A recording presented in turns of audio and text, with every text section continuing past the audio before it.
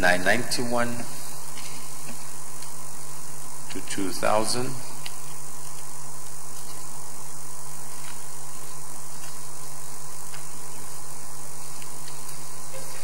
2001, 2002, 2003, 2004, 2005, 2006, 2007, 2008, 2009, 2010, 2011, 2012, 2013, 2014, 2015, 2016, 2017, 2018, 2019, 2020, 2021, 2022, 2023, 2024, 2025, 2026, 2027, 2028, 2029, 2030, 2031, 2032, 2033, 2034, 2035, 2036, 2037, 2038, 2039. Senator Gubri, Sokoto East.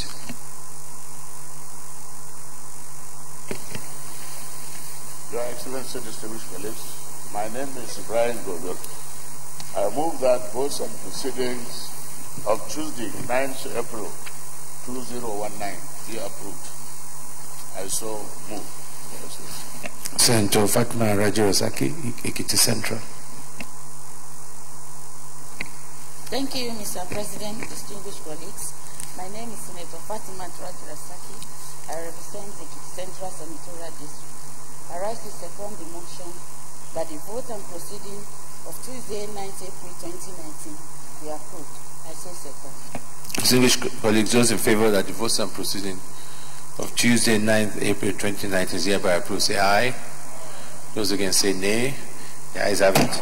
Votes and proceeding of Tuesday, 9th April 2019 is hereby approved. Leader of Senate. You appointed as Senator Bocha. Thank you, Mr. President. Very distinguished colleagues. My name is Senator Emmanuel Bocha. I represent Taraba South. Mr. President, I stand on the strength of Order 43, a matter of personal explanation, that by the indulgence of the Senate and the leave of the President of the Senate, the Senator may make a personal explanation, although there be no question before the Senate. But no controversial matter may be brought forward or may debate arise upon the explanation. Mr. President, the matter in question is not controversial. It's also a topical issue in our political, social, and economic landscape. The matter of insecurity, particularly on kidnappings, Mr. President. The dimension this danger of kidnapping is posing to our community, particularly my senatorial district, is not only worrisome but alarming. Mr. President, this matter started in this format in what is known in Zamfara today as the most dangerous spate of killings. It started by kidnapping. As a format it is taken in my state. I know that at one point or several instances I've raised issues concerning the insurgents who devise different strategies, haven't lost out in direct confrontation with security operatives in the theater of war. Of course, I agree the war is still raging on. But Mr. President, what is happening in my own senatorial district, even in the state capital, Jalingo, in the broad daylight, people armed with guns will walk in, seize an individual, and walk away with him. In our communities, individuals who are known not to be from this part of the state will come and shoot sporadically in the air and hold anybody they feel like and go away. Sometimes policemen will watch helplessly. It is becoming so worrisome. The curious aspect of it is when you are seized and they take you an unknown destination, you are expected to pay ransom, which in most cases people comply. Now, why I say it is becoming dangerous is you pay the ransom and yet you won't be released. There are several people who are in custody in their numbers now in my senatorial district. The route bordering us with Benue to Katinala is a no-go area. And through the activities of a known syndicate using individuals as informants from these places, I am aware that our security operatives are doing their best, probably handicapped by equipment, I will not say. But let me not sound like Oliver Twist. Let me commend the Inspector General who just resumed his duty post and showing sufficient capacity that he is prepared to. The Inspector General of Police. I'm talking of the ID who, so far, within the little time he has resumed, appear to be demonstrated capacity to tackle this matter. But I say, as a parliament too, we need to come out with a legislative intervention. Otherwise, we are gradually drifting to a society that is becoming lawless. How? If the security operators cannot tackle this matter, then we will have to work out an intervention that every Nigerian will have opportunity to protect himself. Because the situation is becoming so serious that people can no longer go to their senatorial district, can no longer go to their villages. You will need the protection of armed men. How many of them are going to protect you? And where are they supposed to work? What about other Nigerians that cannot afford this protection? So the matter is becoming very serious. And why I commended the IG, because this morning I was supposed to be in a team of other concerned Nigerians that were supposed to protest this openly. And the IG had to reach out and explain how far he is going and what he intends to do. So, Mr. President, this is the situation and we really need prayers and a proactive measure to tackle this situation. Thank you very much. Thank you, noted. Yes, point of order, Senator Marafan is, then you take it.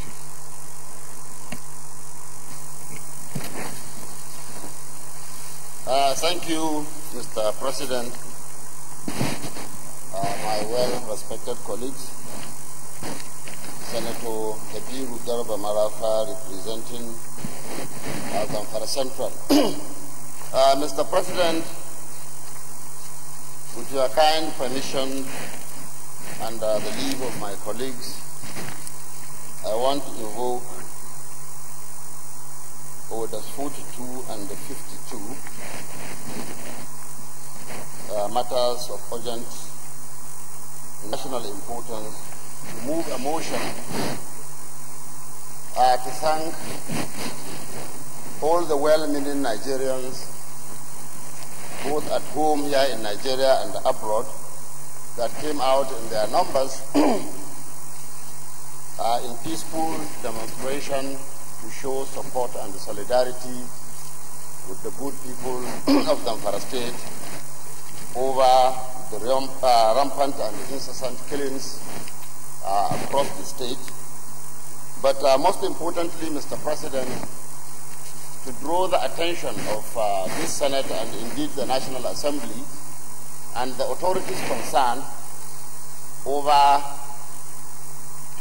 the very imminent humanitarian crisis that will undoubtedly engulf Zamfara State and by extension the neighboring states of Northwest if something is not done. So, Mr. President, with your permission, I read Order 42 and 52. Order 42 is the matter of urgent public importance. And Order 52 is to crave the indulgence of my colleagues to dispense with the notice to move the motion straight away. Distinguished colleagues, I with our rules, seek the leave of our colleagues for us to hear the motion. Those in favor say aye. Those against say nay. As I carry on, Senator Martin. Mr. President, my well-respected colleagues, Senator Kabiru Garba Marafa, representing Zamfara Central.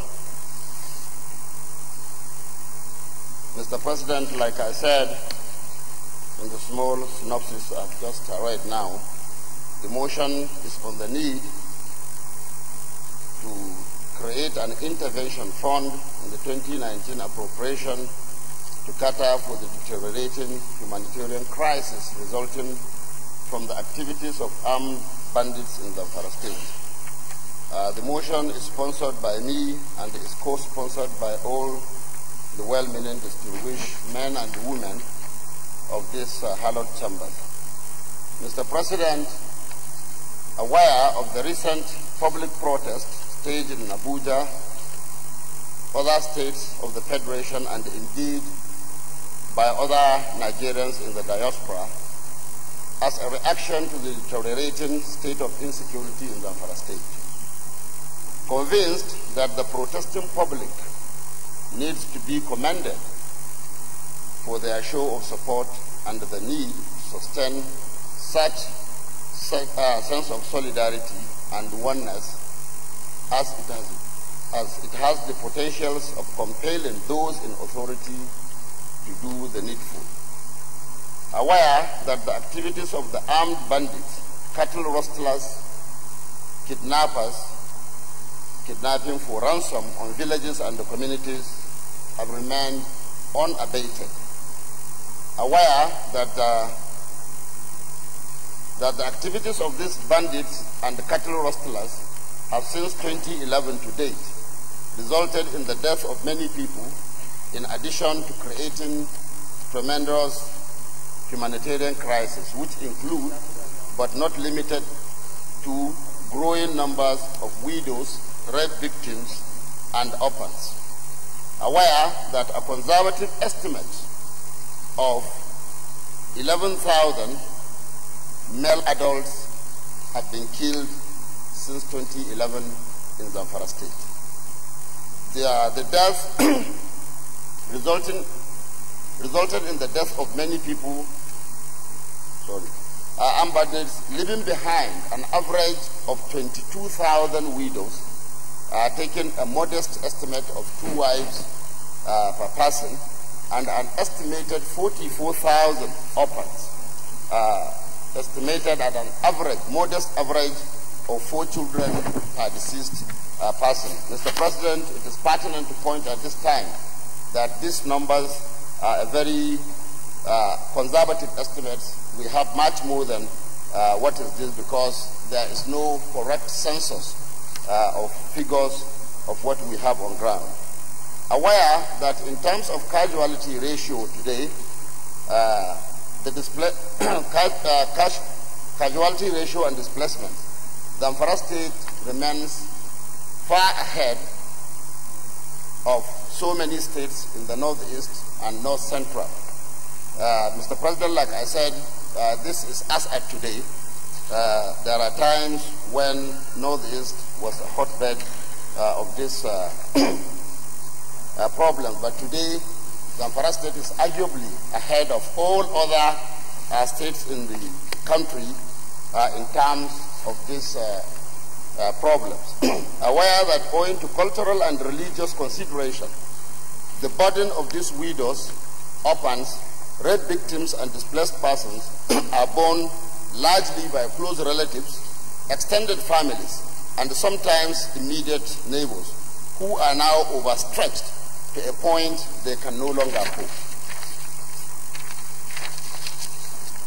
Further aware that these killings have brought untold hardship to several other families who have squeezed and accommodate displaced persons and families, overstretching accommodation, scarce food items, clothing, and other sundry items. Alarmed by these negative consequences arising from this and the need for more humanitarian interventions for the growing number of widows and orphans, and the Senate to accordingly resolve to 1. Command all Nigerians who, irrespective of cultural, religious, and tribal differences, came out in their numbers to show solidarity to the plight of their brothers and sisters in Zamfara State. Urge the National Assembly to make a provision of a modest sum of 10 billion naira in the 2019 appropriation as intervention fund to cater for the IDPs and other persons affected by the activities of these armed bandits in Zamfara State. Mr. President, I think maybe looking at this prayer, the crisis in Zamfara State is capable of, like I said, engulfing the whole of western states. As I talk to you today, Mr. President, more than 75% of people in Zamfara State are not sleeping in their houses. More than these 44,000 orphans roam across streets and everything, and nothing is being done, to take care of this situation.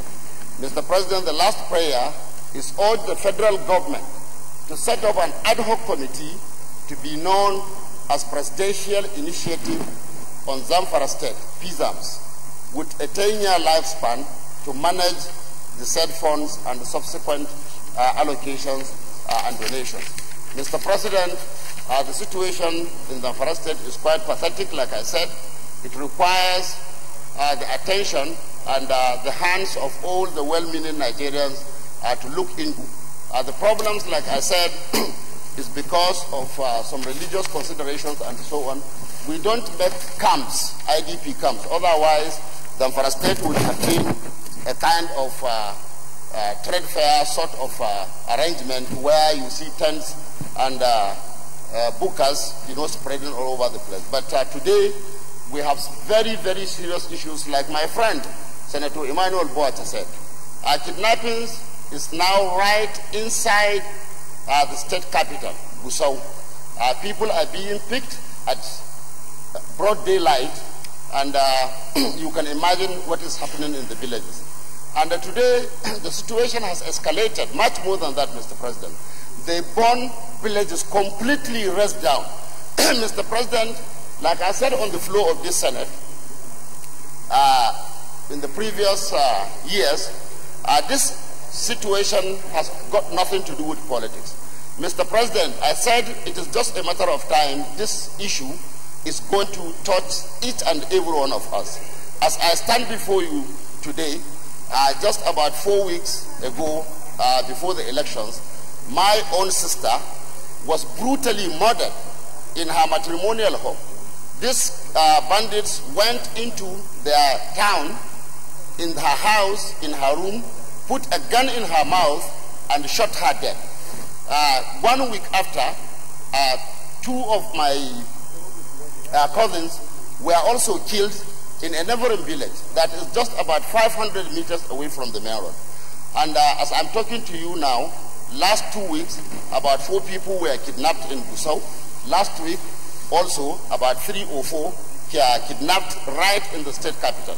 Mr. President, I urge my distinguished colleagues to look at these prayers and do also or extend the kind of solidarity that was extended to the Northeast when they were in this crisis.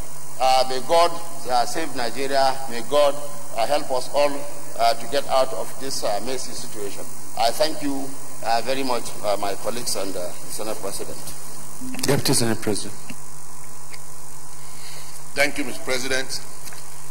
Very distinguished colleagues, I rise to most respectfully second this very important motion.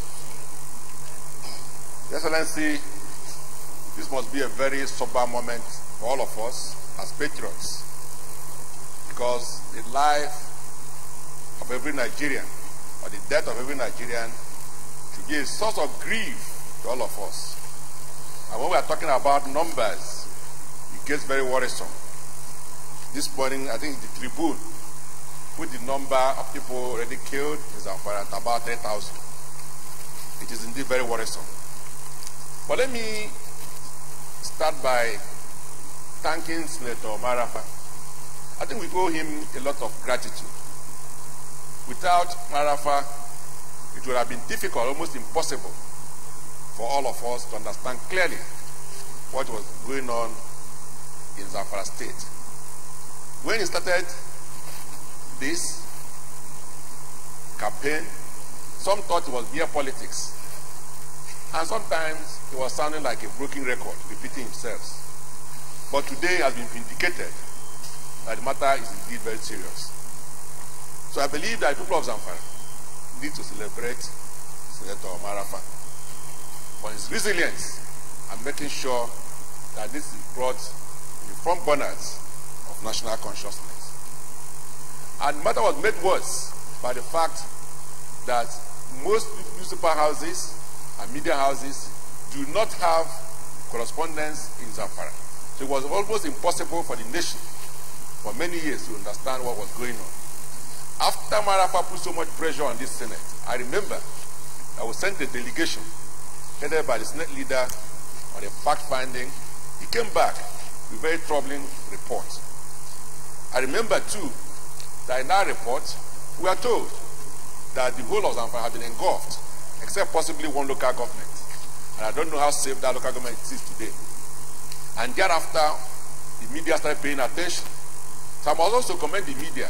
Today, almost all the newspapers in Nigeria made efforts to report about the problems in Zamfara. And I think we need to join them to show concern for what's going on in Zamfara. Mr. President, very distinguished colleagues, if you look at our Constitution, especially Section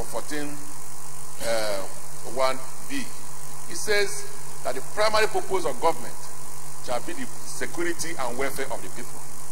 And so, if we are going to devote the whole of this day to debate this, I think we will have ensured that we are focusing on the primary purpose of government.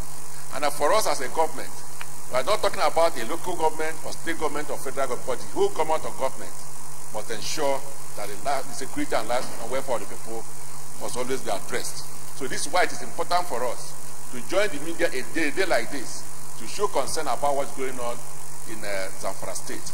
Yes, the police, they set up an operation, the army are there, the Air Force, everybody, all the security agents are making efforts. But as I have said severally, these are just short-term measures. These are measures that can never last. These are measures that will not bring permanent solutions to this. We must find lasting solutions to the problems of Zamfara, not only Zamfara, but the entire country. The security situation in Nigeria is going to get worse if we don't address it.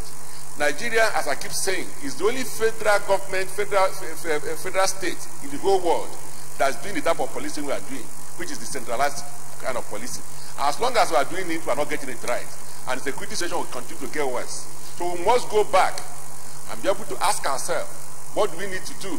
And what we need to do is simple. Let us go and decentralize our police. Create police at different levels, especially at the state level. It may have its own problems, but we must also address the issues of concern to those who fear about the police at state level. So that's the only way we can address this. And I believe that wherever we do not have enough time, we have a bill that's pending on this issue.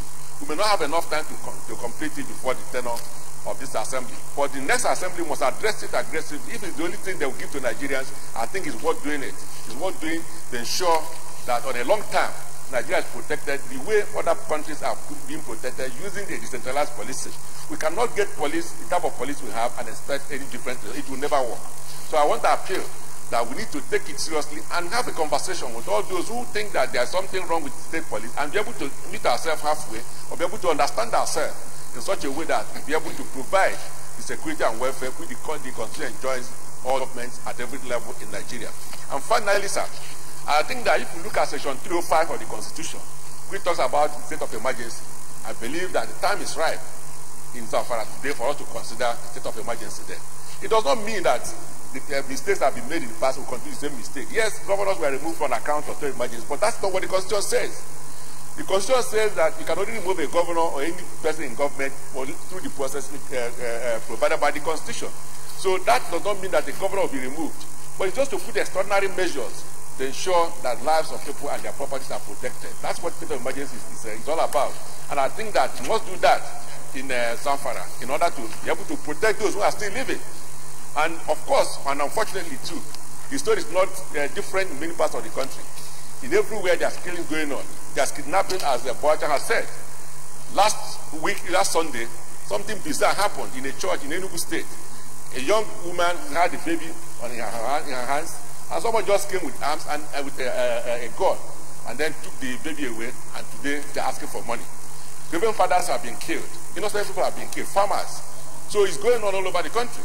So we must wake up as a country, wake up as a government, and as a people, and as representing all the people to say enough is enough. So I want to support this motion, and I believe strongly that we need to do something about this. If you're going to devote the whole of the day discussing this matter, I think it's what is there for us as a people. Leader. Thank you very much, Mr. President. Very respected colleagues.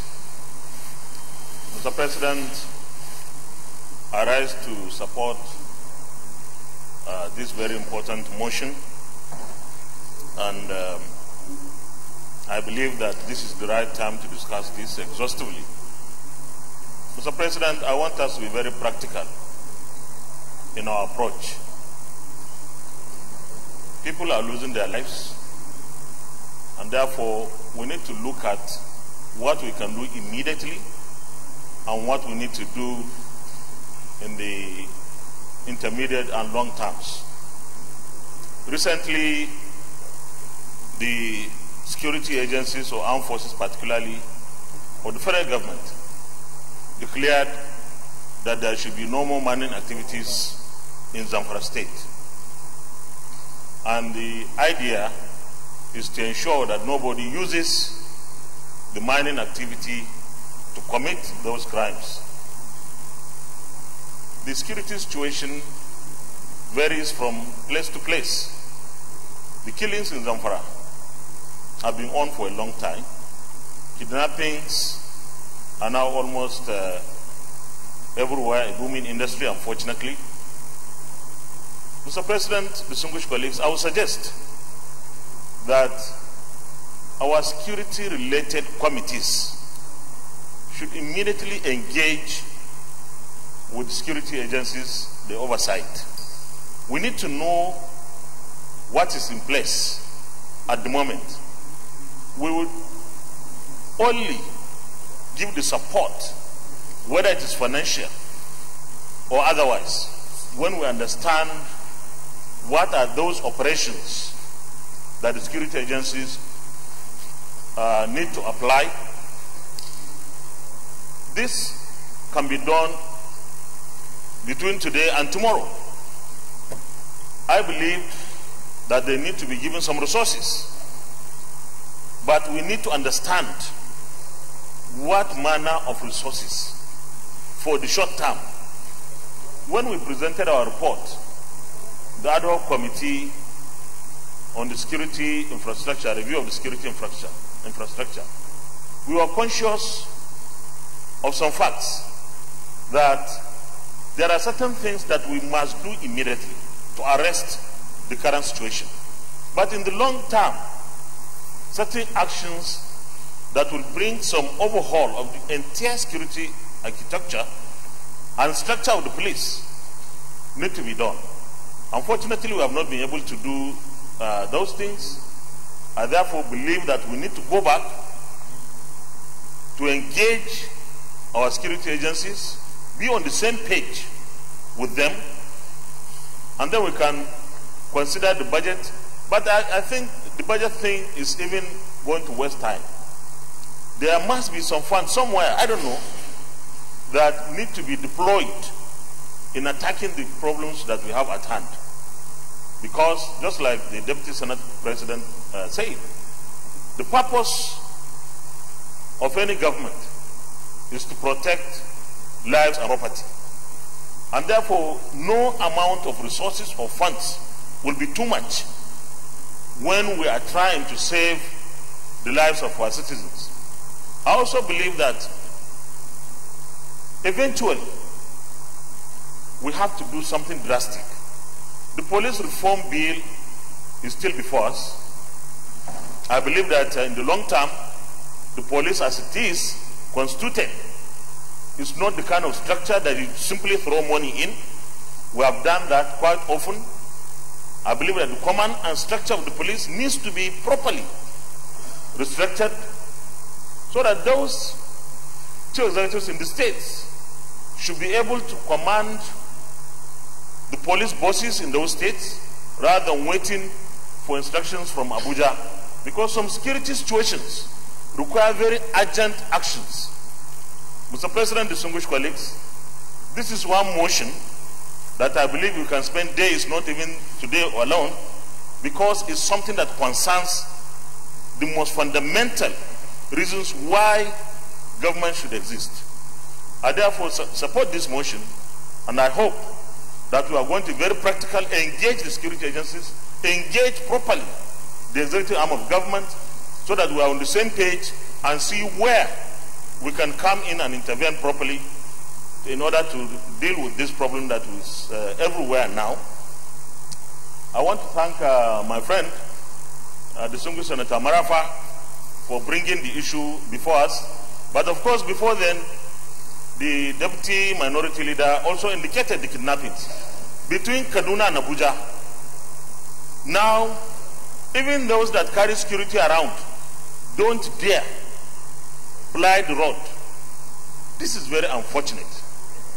Even though the Inspector General of Police is trying to deal with the issues, I think we need to give them every possible support at this stage, so that the entire security situation, at least for now, are addressed properly. We deal with Zamfara because the killings in Zamfara is too much. But the other security challenges are also enormous, and we need to do something urgently. Thank you very much. Senator Bocha. Thank you, Mr. President. Very distinguished colleagues. I remain Senator Bocha from Taraba South. Mr. President, I rise to add my voice in support of this motion by Senator Marafa from Zamfara State.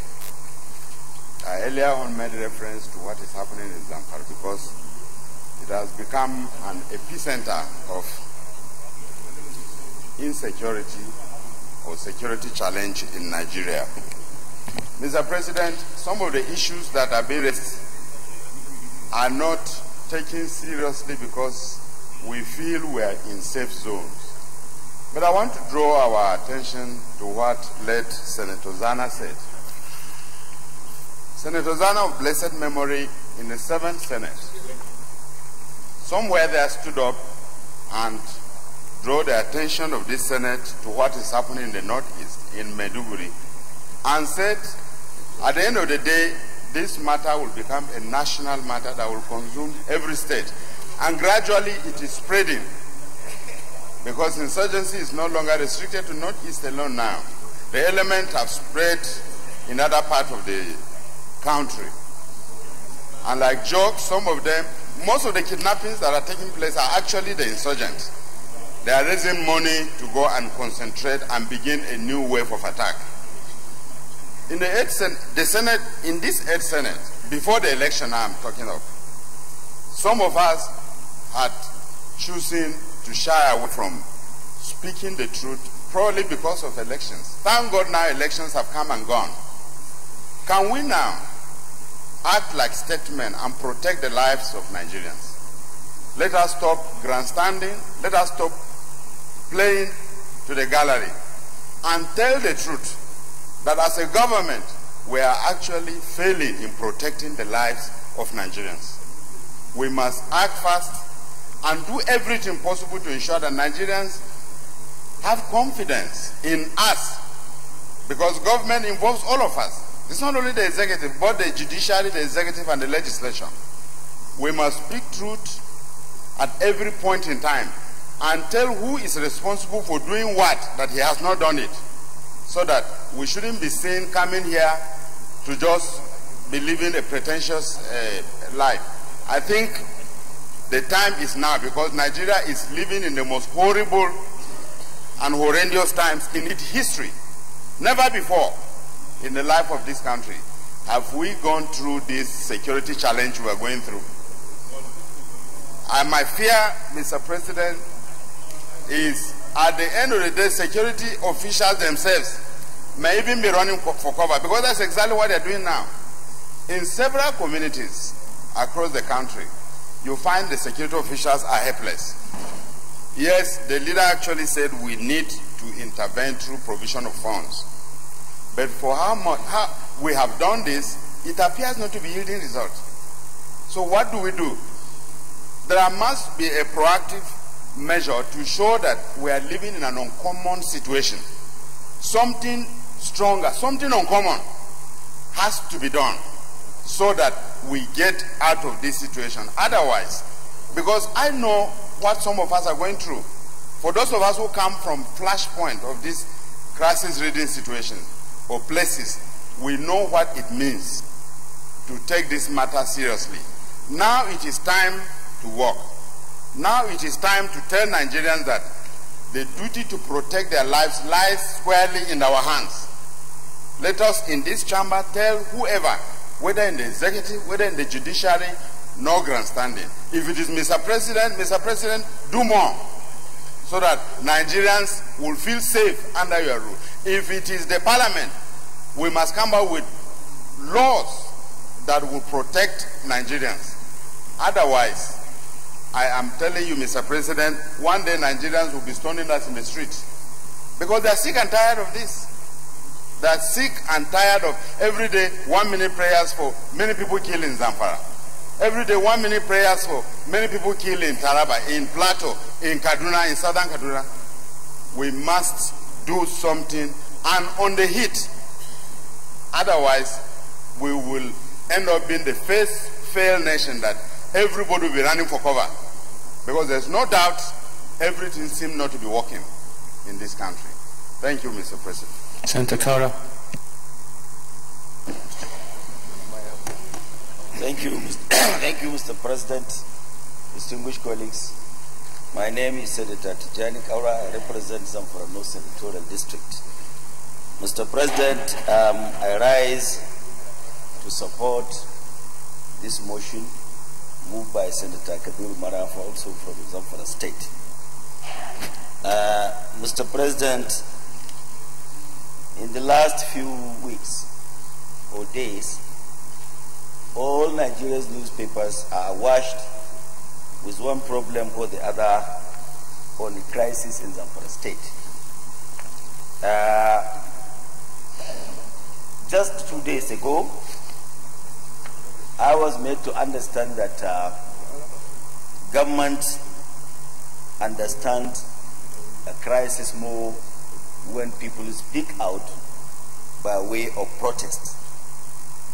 As a result of the protest that went on in several cities on what is happening in Zamfara State, 2 days ago, we have witnessed a renewed military action in Zamfara State, because I just came in yesterday night from Zamfara and I witnessed the renewed military action that is taking place in that state. And I think only if this will be sustained for quite a long time, we may have some relief.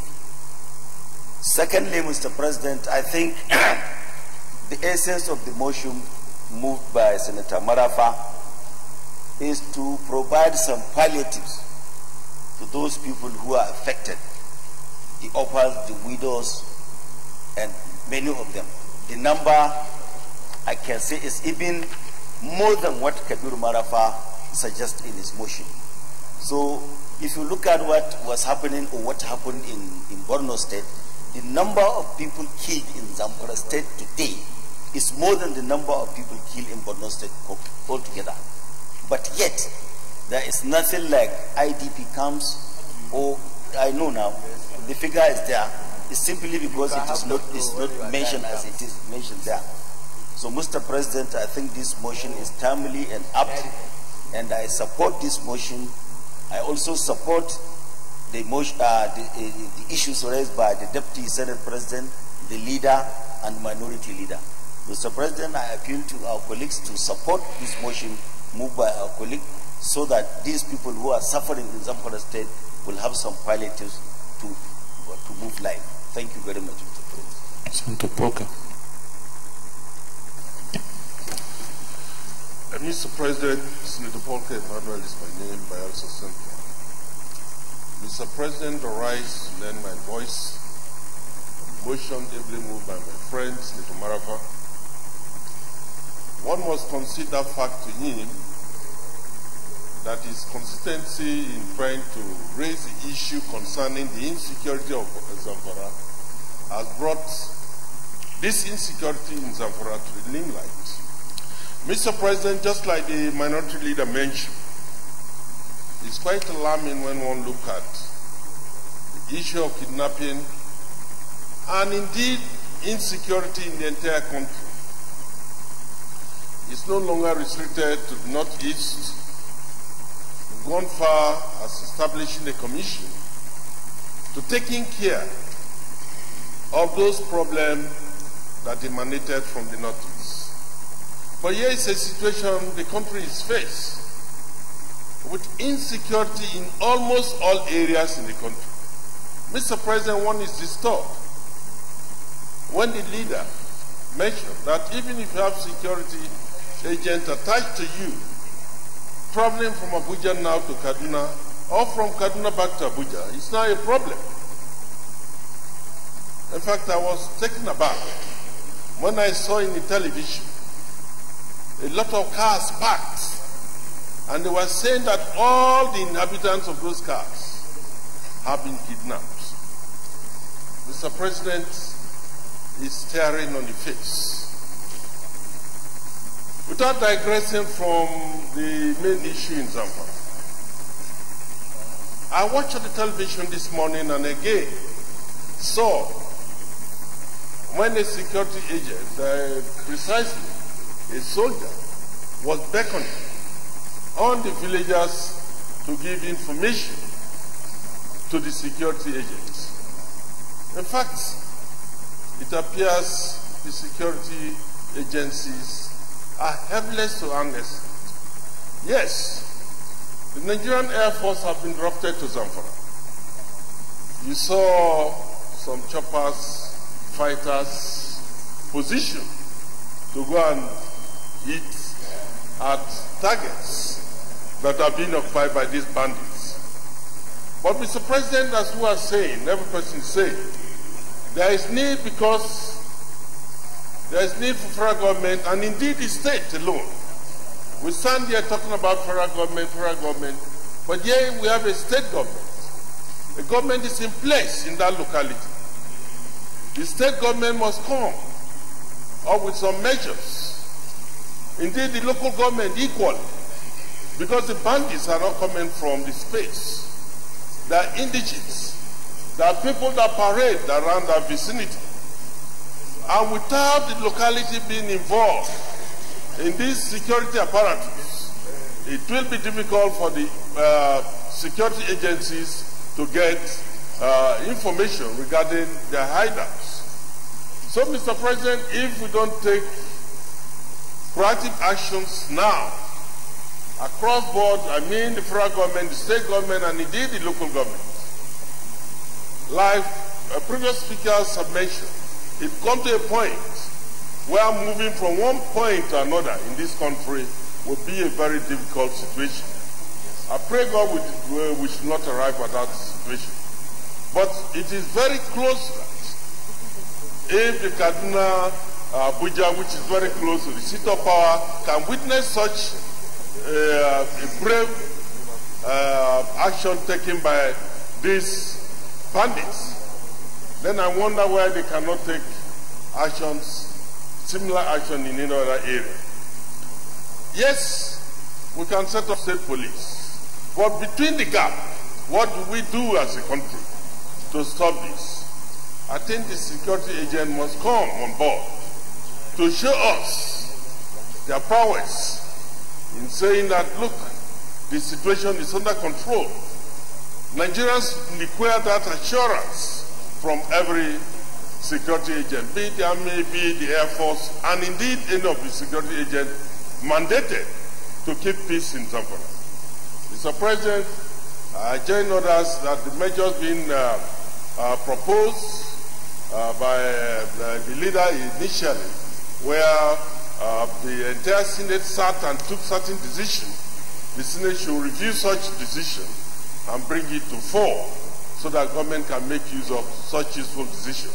With this, Mr. President, I say the Zamfara issue, though I may differ from my friend in terms of the prayers, especially the second prayer, when we come to prayers, the amount of money, 10 billion, yes, we have voted some money, but I think government must have fun at every given point in time to talk about security.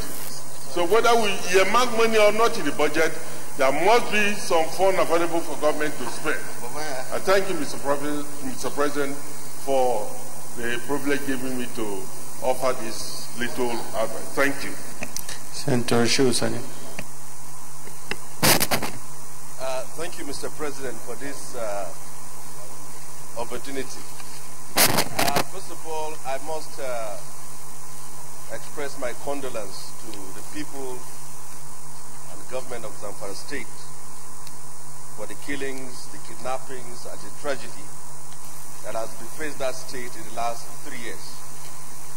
Mr. President, Zamfara issue has come here for umpteen time. And each time Senator Marafa and others raise the issue, solutions and resolutions have been made here, but no concrete action has been taken. The tragedy in Zamfara has gone beyond Zamfara. It has become a breeding ground, destabilizing states of Katsina, Kaduna, and parts of Kebbi State. Unfortunately, all the efforts that has been invested in Zamfara has not translated into an effective result that will bring an end to the killings, the violence, and the kidnappings. We have seen all sorts of operations Tiger, Scorpion, Lions, and all sorts of sloganeering by security agencies to address the issue, but it has not been able to be tackled. We have also seen how the state government in Zamfara has resorted to marabout and sorcery, using hunters and bullet jammers, and that has also not solved the problem. And I can remember in the last 2.5 years, we have seen Mr. President visiting that Zamfara state, and that has also not solved the problem. I think it is important for us to understand that the violence and killing in Zamfara challenges the order, the authority, and the government of the Federal Republic of Nigeria. We have a duty as citizens and as a government to protect and defend this republic. And we must agree that this country is at war. At war in the very sense that the number of people killed in Zamfara is worse than the report we have been receiving in countries like Somalia, Yemen, and even Afghanistan. For how long will we continue to assume that we are in government, or we are part of government, or this is a government, and the issue has still not been addressed? It has reached such a level that is very clear to each and every one of us that all the formulas being adopted and being applied has refused to work. People are dying, and the violence and the kidnappings has gone beyond Zamfara. It is in Kaduna State, and as one of the colleagues was mentioning about the kidnappings in Kaduna, Abuja Road the last time, it is all a fallout of what is happening from Zamfara. The very day those over 30 people were kidnapped, I could have been one of them, but luckily my vehicle refused to move from Suleja. Miraculously, the driver told me the vehicle could not move. And even when another vehicle was brought, he refused to move. So, but in every sense, I thank my God for that. But I believe that what we can do here is to ensure the practical implementation of the resolutions that were reached here. Last year, there was a security conference organized by this chamber, this Senate, and the National Assembly. What was the resolutions that were reached, and how could he have applied to address the problem?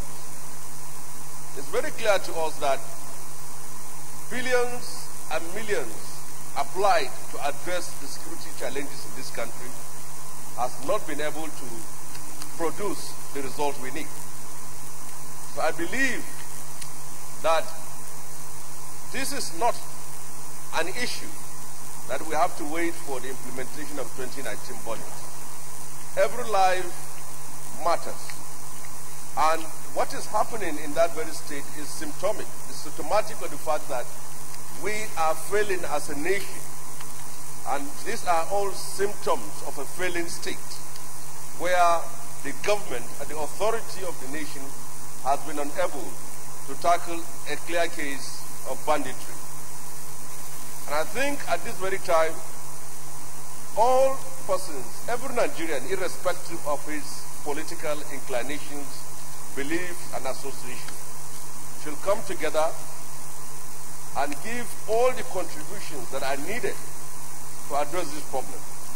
Because if Zamfara continue to be what it is, it's going to spread to where we are, where we think we have a paradise and a safe haven.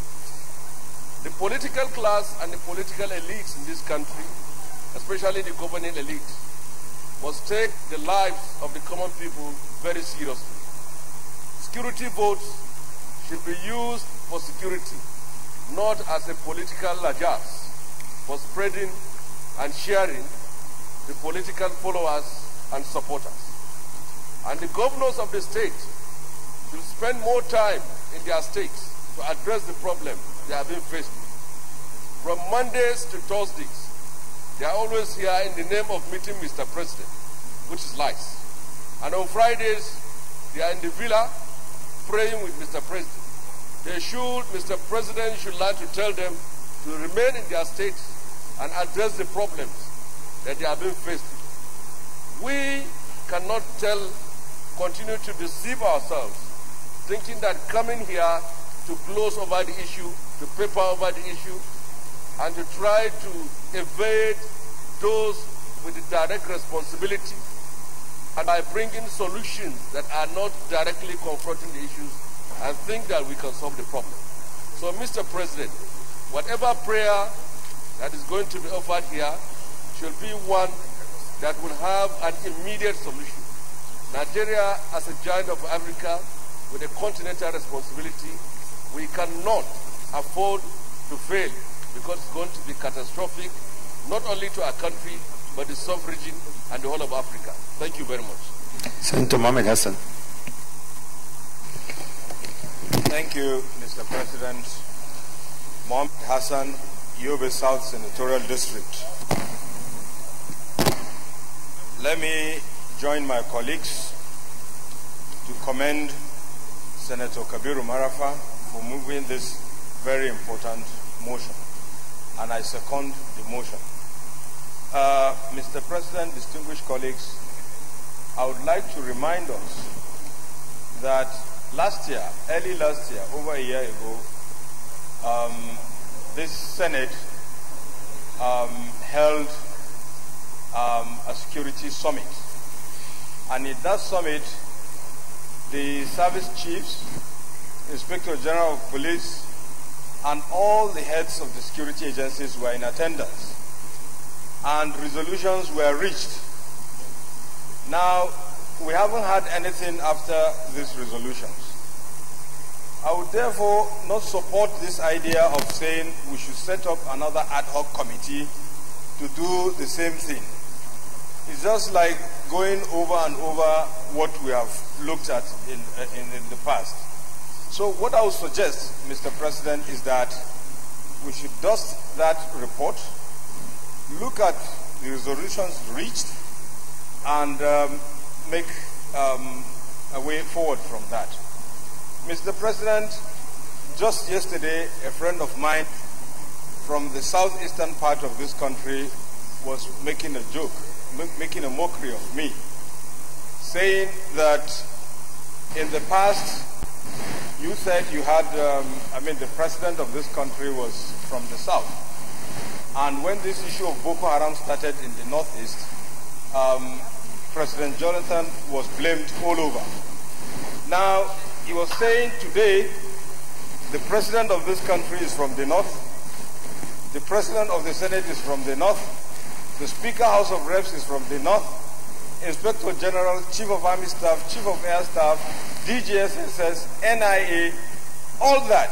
In fact, Zamfara, Defense Minister is from Zamfara. Yet you are not able to resolve these issues. And that the issues are very, very clear. Just yesterday, Mr. President, Boko Haram attacked Damaturu town. So it's not just Zamfara. We get to hear this day in, day out. And I think the way to go on this, while supporting this motion fully, I strongly recommend that we should review, get this report of that ad hoc committee that conducted this security summit. A lot of resources were committed to conduct that summit. Thank you, Mr. President. Deputy Leader. Thank you very much, Mr. President and my colleagues. First, I want to start by saying that one of the prayers of distinguished Senator Marafa about the availability of funds is already captured by the framers of our Constitution. They anticipate this kind of situation.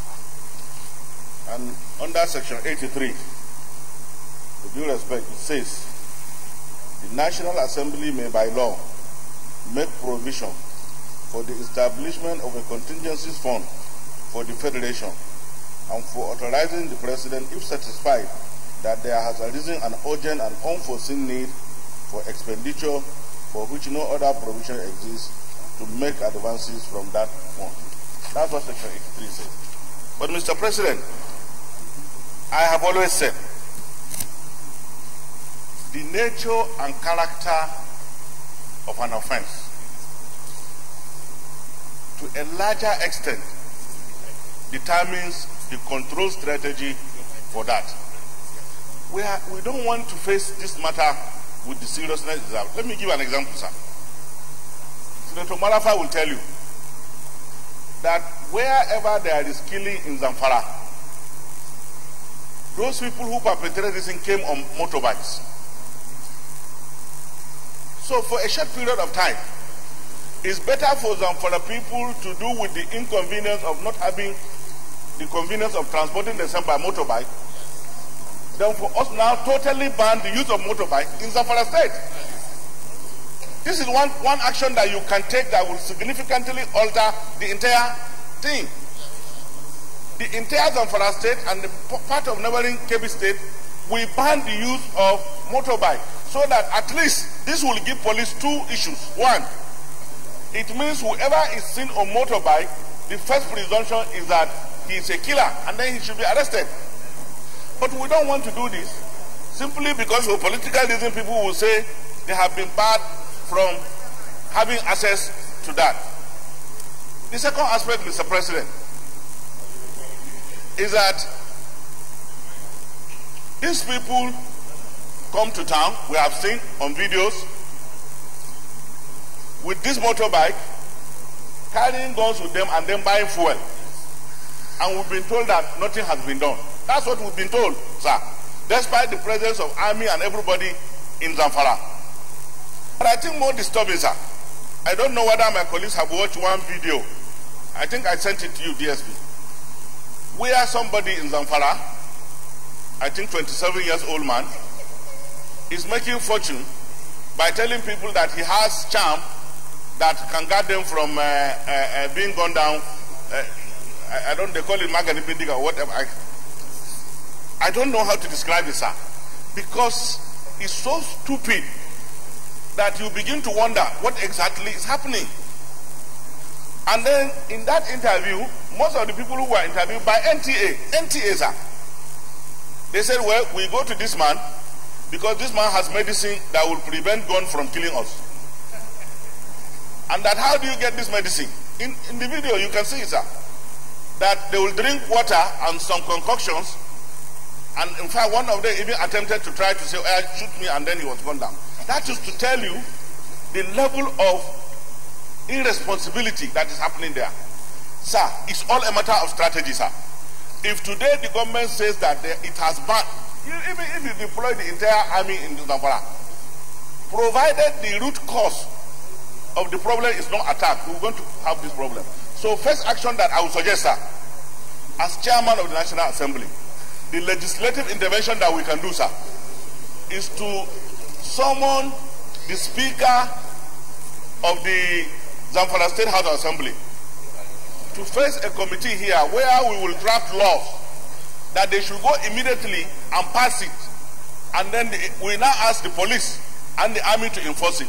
Nobody should be seen on bike, and it's going to be a temporary issue, sir, maybe for 3 months.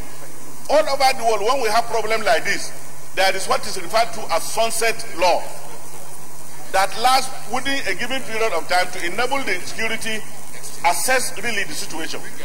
But every day we keep on talking about it. We have not seen one strategy that is targeted at the root cause of this problem. Deployment is not sufficient. We already have a statistic that all the attacks that were done by people who came on motorbike. So what do? Demobilize them, remove motorbike first. Let them not have access to motorbike. Let me see if somebody will go and attack a village by trekking, and then if he can escape. So these are the situations, sir. And I think that it's high time we begin to redirect the thinking of security agents in respect of control strategies relating to issue of kidnapping, issue of killing in Zamfara and neighboring area. Thank you very much. Senator Binta. Thank you, Mr. President, distinguished colleague. My name is Binta Masigarba, Adamawa North Senatorial District of Adamawa State. I rise in support of the motion that was moved by Senator Marafa and our condolence to the people and government of Zamfara State. It's sad, sorrowful, and painful that common Nigerians are being killed daily like animals, with which the Constitution of the Federal Republic of Nigeria is being brought to question, which most of our other colleagues have made mention of the clauses of those, the Constitution. Zamfara, as it is, so we need to take a drastic measure. But taking this drastic measure, there are pertinent questions that need to be asked. We have a population of over 200 million, and the question is that what is the strength of our armed forces of this country? If we know the strength of our armed forces, then obviously, probably we'll make a comparative analysis. Secondly, sir, it is not only Zamfara that is facing this crisis, but the kind of wanton killing on a daily basis calls for a drastic measure. I need to make a comment which obviously my colleague, Senator Boacha, made mention. And I think if we want to talk about a country and we as Nigerians, we don't need to go backward, but we need to look at the way forward.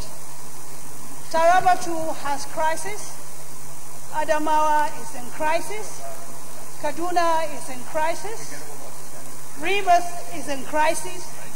Niger is in crisis. Plateau is in crisis.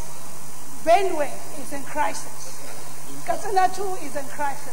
So if we looked at all the 36 states, virtually almost 80% of our states are in need of one, security agencies or the other. So the comparative analysis that we need to ask is that, what is the strength of our armed forces in this country? Do we need to recruit more people? The other time here, sir, when the government was asking for $1 billion, some of our colleagues here kicked against it. But now that virtually everybody knows that he's looking for a safe haven.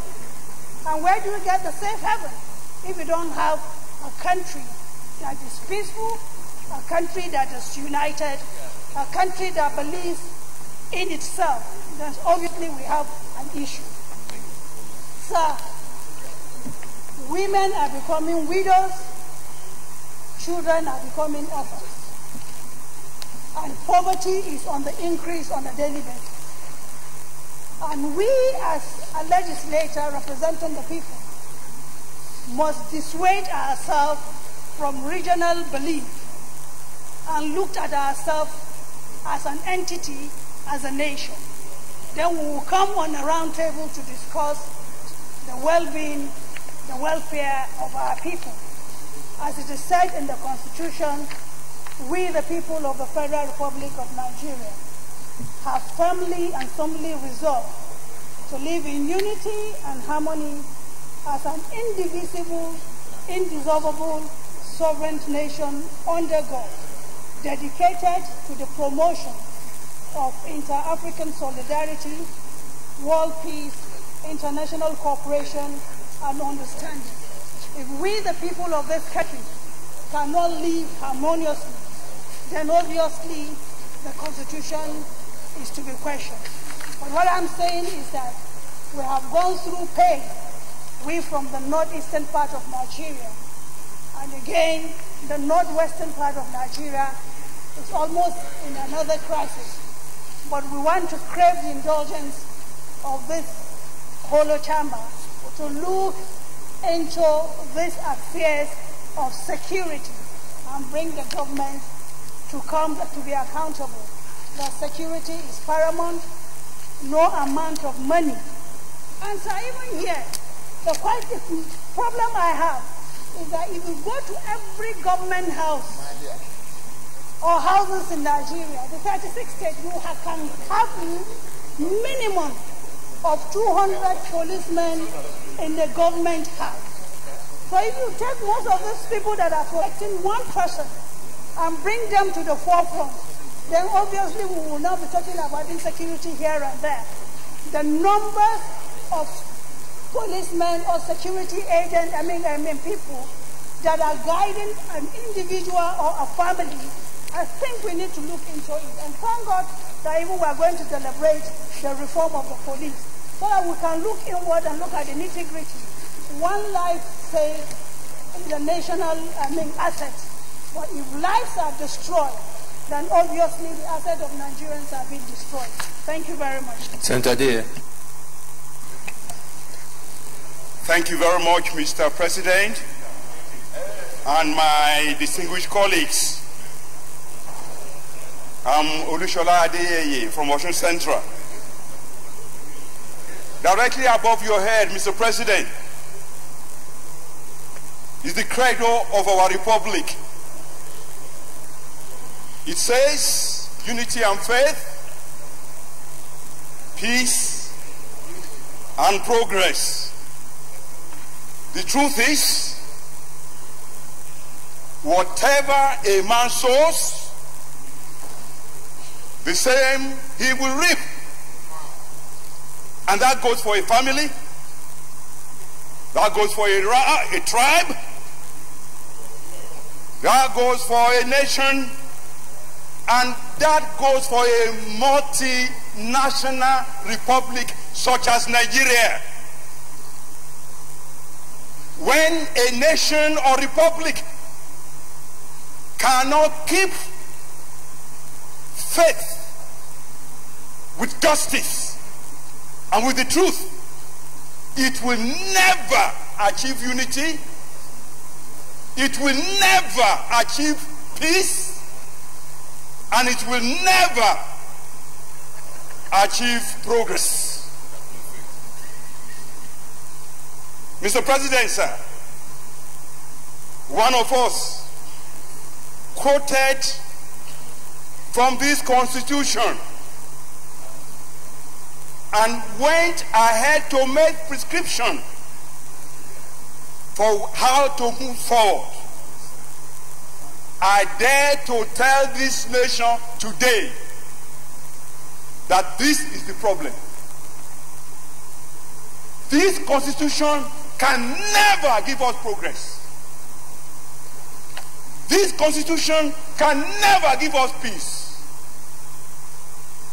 This Constitution can never give us unity.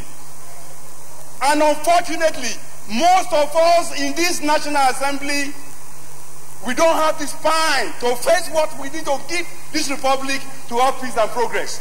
What do I mean? This Constitution has 68 items.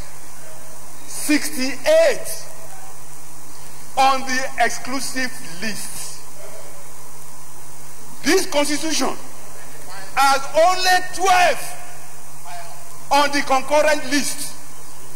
And those 12 are written so nebulously, so fraudulently, that you know that the intention is to even undermine those concurrent lists. That is why those who want unity and peace in Nigeria must first remember that the name of our republic is not just Nigeria.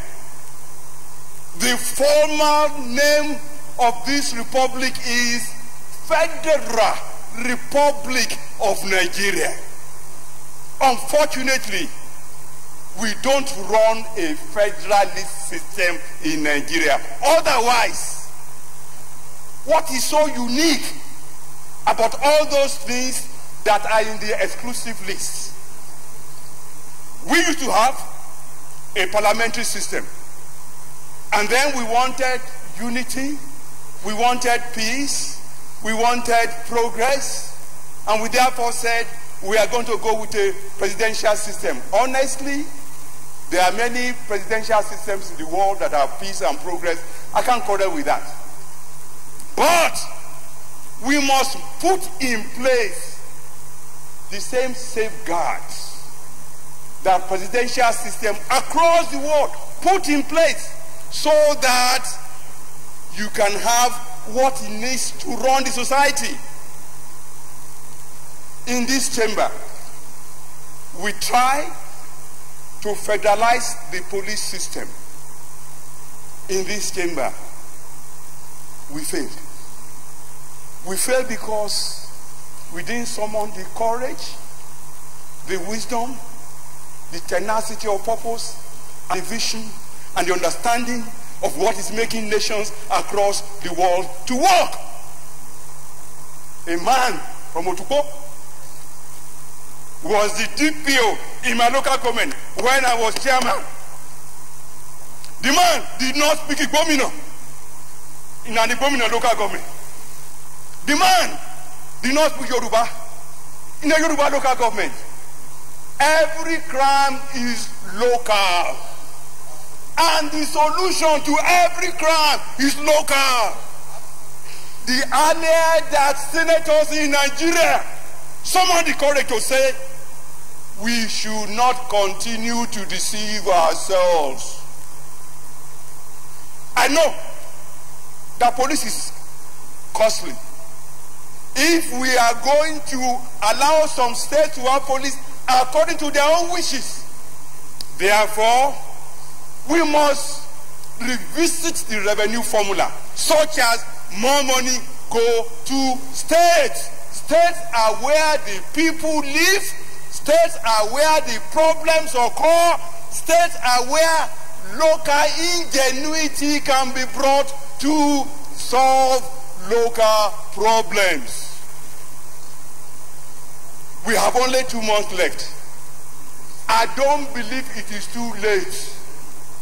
Tomorrow, let our Constitution Review Committee bring only one item, and let us fast track everything that we must have state police. As continue you say no, you will continue to have your problems. I'm sorry for those of you who are in your 50s and 60s, those of us in our 70s and all the rest. Now you go say face the problem. But honestly, I want to be part of the solution. And all of us should pray for the grace to be part of the solution. We have had these problems for far too long. We must have local policing capacity. And I want to give a practical example. When I became the chairman of my local government, the biggest problem I faced in my local government was crime, was robbery, even in the church. I went to the commissioner of police. Bako was his name. And I said, this is the problem we have. We need more police. The man said, you are the smallest local government in the state. We cannot give you more. But what you can do, you can go and organize vigilante. He didn't know. I was recording it. Second meeting, I brought up the issue again. Again, he repeated himself. I recorded it. Third time I brought it. He said, what did I do? I went back to my local government and I announced, everybody in this local government who has gone to secondary school, whether you pass or you fail, come to local government, we will examine you, we will give you a job. We recruited 68 people, paid them pittance, only 4,000 naira a month. And we said, you are now the community patrol. We took them to Oshogbo, civil defense trained them. My local government became the only one in Oshun that robbers knew they dare not enter. Because local people knew where the thieves were. 2 people from the villages, they caught them and we banned them. It's not the police, not the court. Other people, my people, banned them. That for 7 years they must not come back.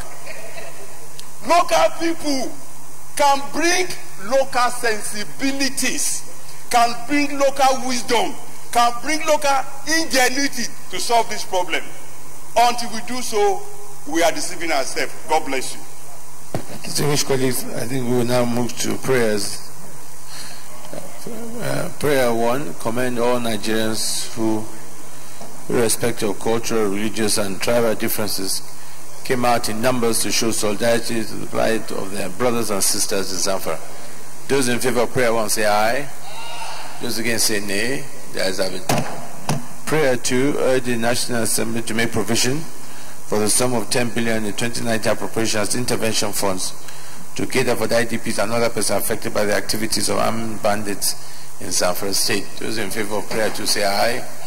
Those against say nay. The ayes have it. Prayer 3, urge the federal government to set up an ad hoc committee to be known as Presidential Initiative on Zamfara with a 10-year lifespan to manage the said funds and subsequent allocations and donations. Those in favor of prayer 3 say aye. Those against say nay. The ayes have it.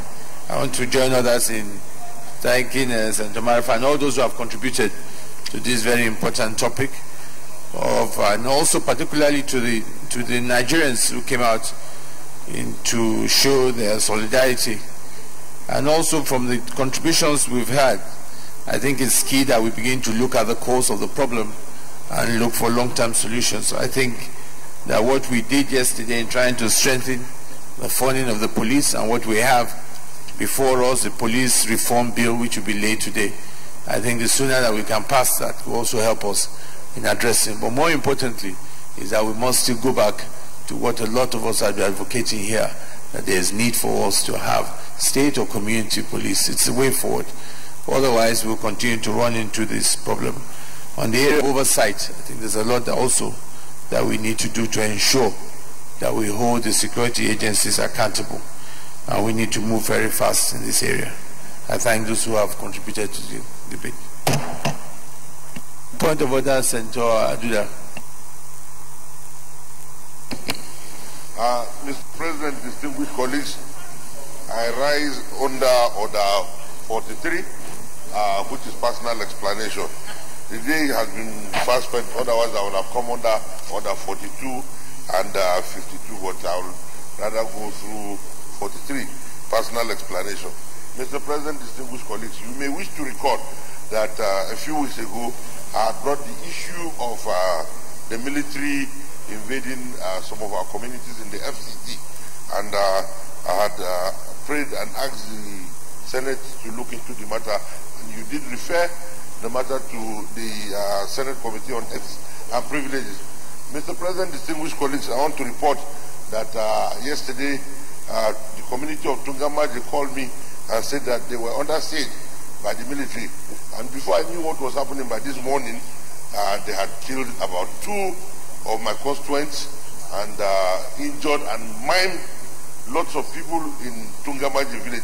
As I'm talking to you right now, the road between Abuja and going through to Lokoja and also going from Suleja to Kaduna has been blocked because the military is still carrying out operations there.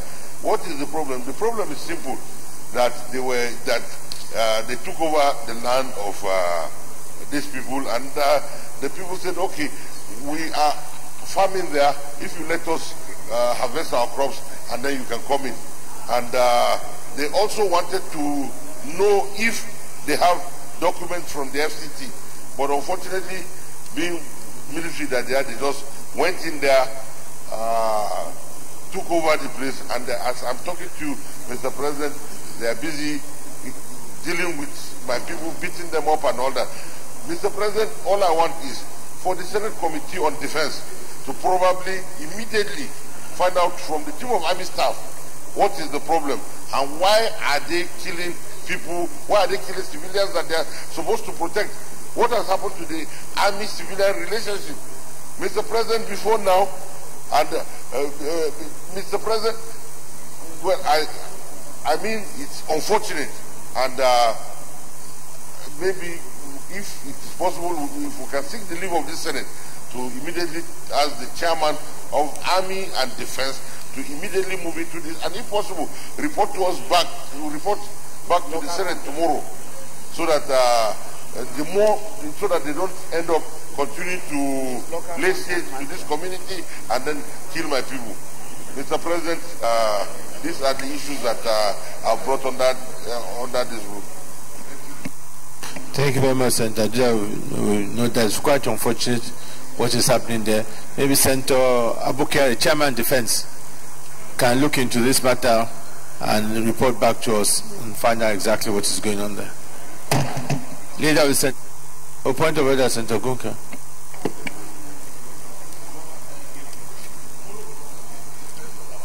Mr. President, my distinguished colleagues, I'm rising under Order 42 and 52. Matter of urgent public interest. Permit me to read, Mr. President. The matter for discussion shall, if possible, be enforced. I'll be referred to the President of the Senate before the commencement of the day's sitting, and the President of the Senate shall refuse to allow the claim unless he is satisfied that the matter is definite and urgent. And I quote the Order 52. Notice shall not be dispensed with the case of motion or in respect of any other proceeding for which notice is required except with the consent of the President of the Senate and the General Assembly of the Senate President. So I seek the relief of the Senate and my able Senate President if I may present this motion. You have to seek leave of Yeah, what is it about? Give us an idea. What is it about?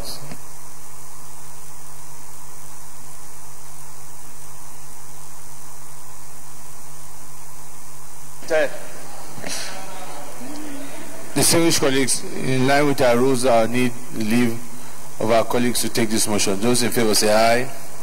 Those against say nay. The ayes have it. Carry on.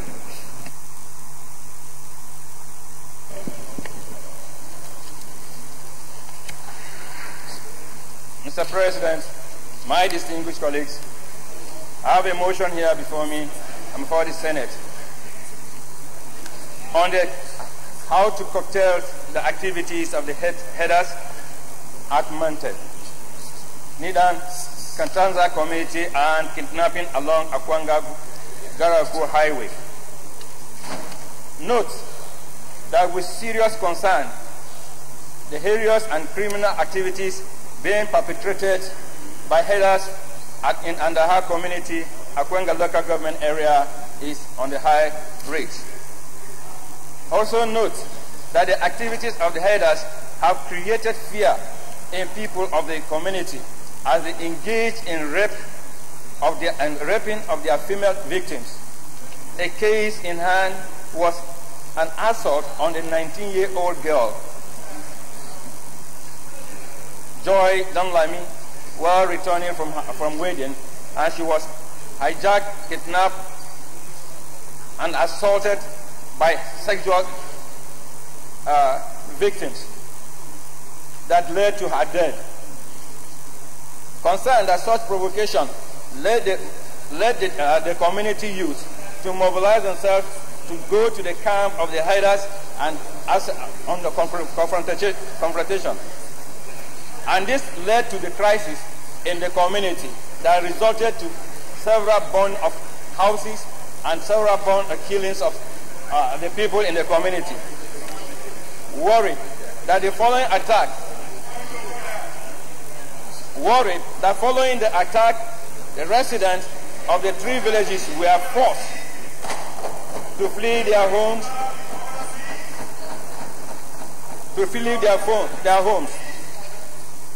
for a reprisal attack. Recently, most of the people in that community, the community has been vandalized, most of their houses burned down, razed, and over 30 houses were burned down and their food stocks being destroyed. Aware also that there has been incessant armed robbery and kidnapping along the route, along the Kefi Akwanga road in Nasarawa State. A recent happening was the attack on the chairman of the Correspondent Chapel of Nigeria, Union of Journalists, that led to the kidnap of his wife and 14 others. Recall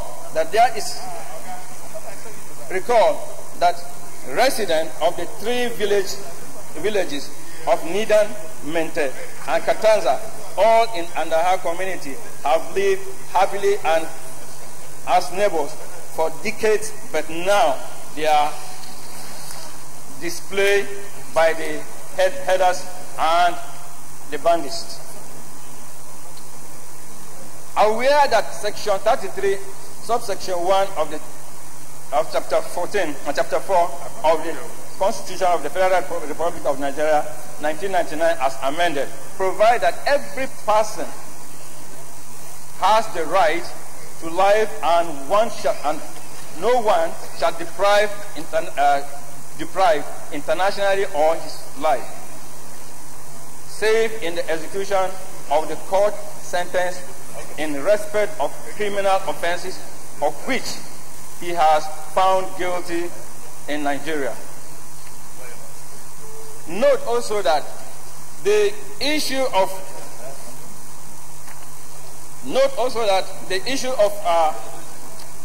trans-border free movement in Nigeria has led into all this kind of crisis that we are having in this country. More especially, there is no check and balances on the way on the trans-border influx.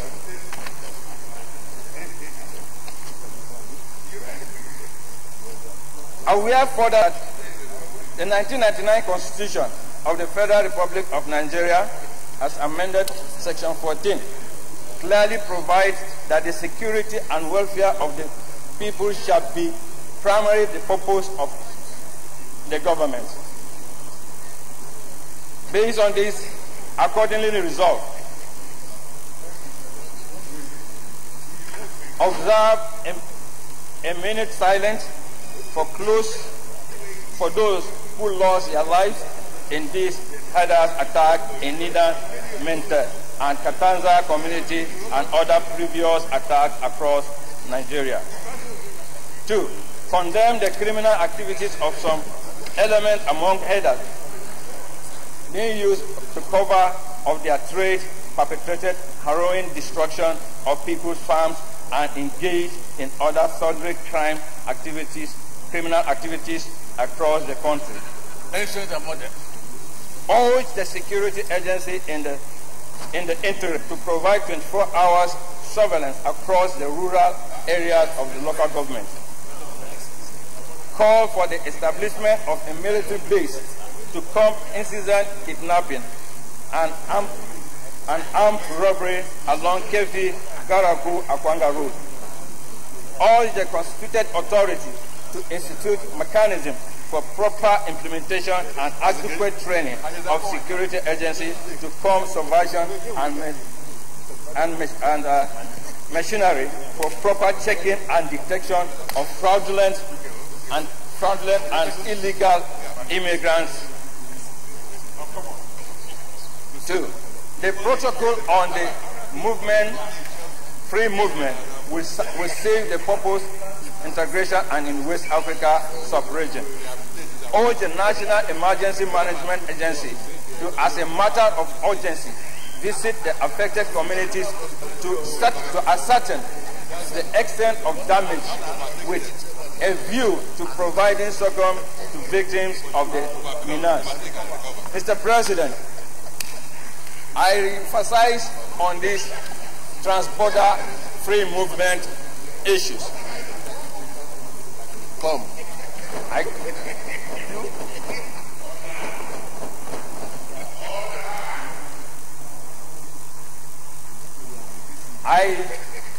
Mr. President, I emphasize on this border free movement in this country. The law says that any other persons coming into the country must declare the kind of weapons that they have. And in most cases, we discover that this influx of these headers that are coming from other countries, they have come to adulterate and pollute the idea. Mr. President, I hope I'm safe because I have the floor and behind me I'm being interrupted.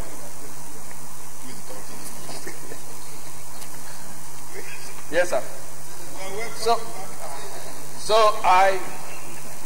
The trans-border free movement, Lord, I expect the ECOWAS victims and the ECOWAS committee that are here in this Senate should look into this issue so that they can find a vital solution and a lasting solution to this kind of movement. Mr. President, and I so move.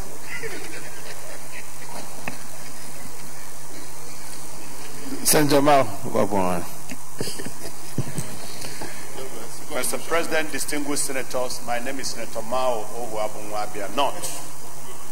Mr. President, with this motion, you will agree with me that from the first motion, we are talking about security challenges in this country.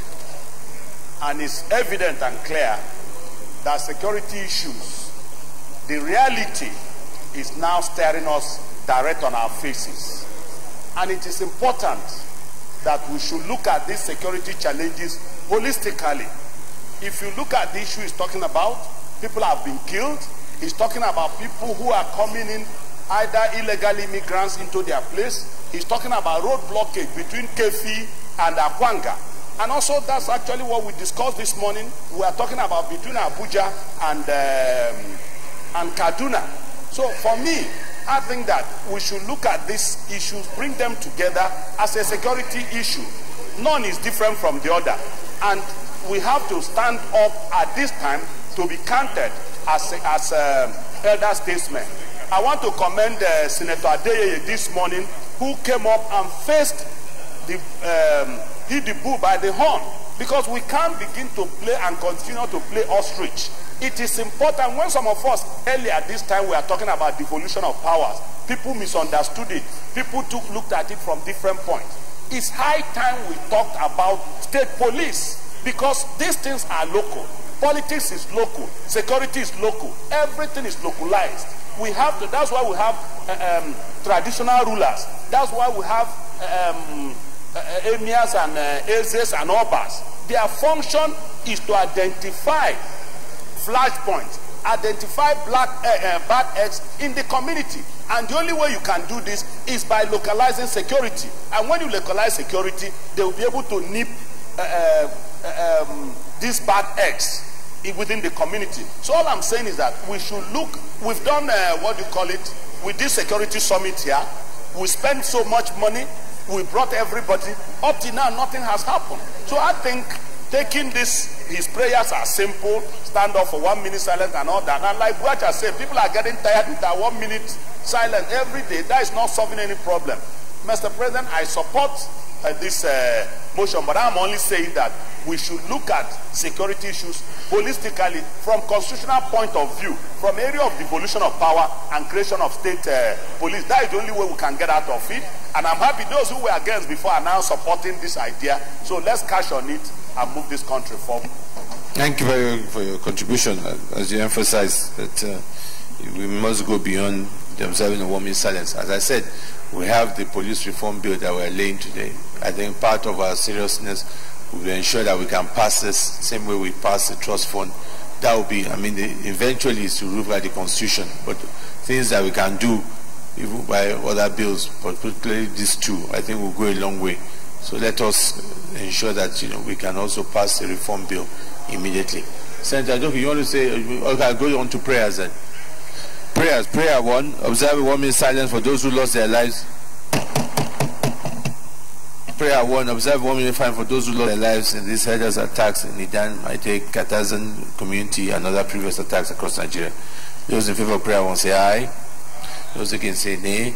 There is a prayer 2. Condemn the criminal activities of some element among herders who use the cover of their trade to perpetrate harrowing, destruction of people's farms and engage in other sundry criminal activities across the country. Those in favor of prayer 2 say aye. Those against say nay. There is a prayer 3. Urge the security agencies in the interim to provide 24-hour surveillance across the rural areas of the local government. Those in favor of prayer 3 say aye. Those against say nay. There is a prayer 4. Call for the establishment of a military base to curb certain kidnappings and armed robbery along Kefi, Garaku, Akwanga Road. Those in favor of prayer 4 say aye. Those against say nay. There is a prayer 5. Urge the constitutional authority to institute mechanism for proper implementation and adequate training of security agencies to curb subversions and machinery for proper checking and detection of fraudulent and illegal immigrants. Then the protocol on free movement will serve its purpose of integration in the West African sub-region. Those in favor of prayer 5 say aye. Those against say nay. There is have it. And prayer 6, urge the National Emergency Management Agency to, as a matter of urgency, visit the affected communities to ascertain the extent of damage with a view to providing succor to victims of this menace. Those in favor of prayer 6 say aye. Those against say nay. There is have it. Can we stand up and observe 1 minute silence?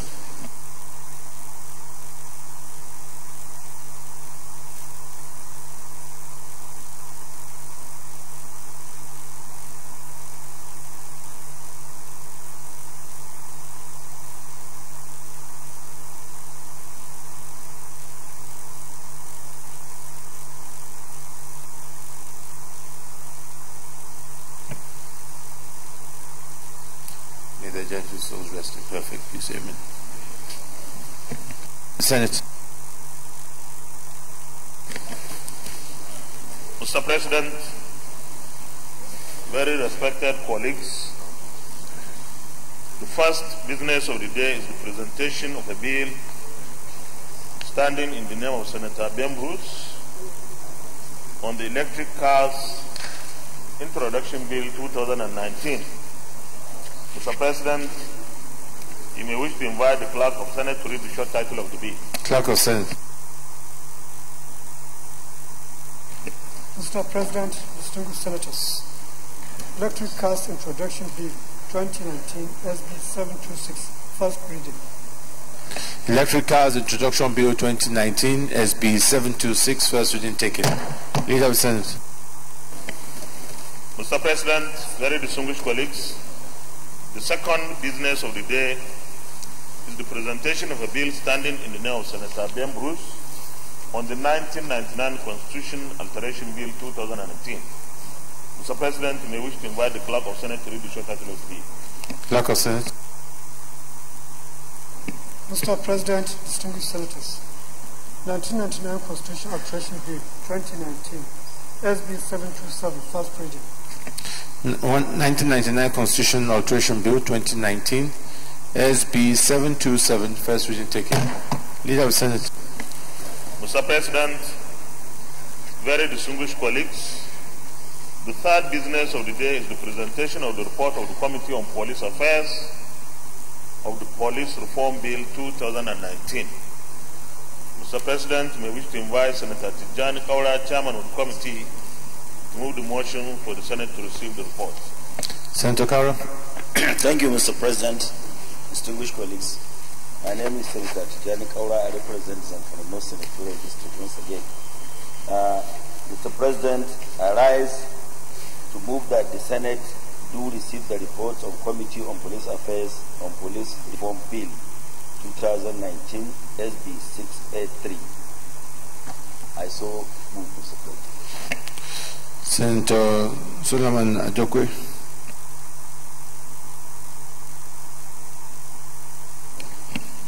Mr. President, distinguished colleagues, I rise to second that the report of the Committee on Police Affairs be laid. I so move. Distinguished colleagues, those in favor of the motion say aye. Those against say nay. The ayes have it. Senator Jan Kara, come and lay the report, please.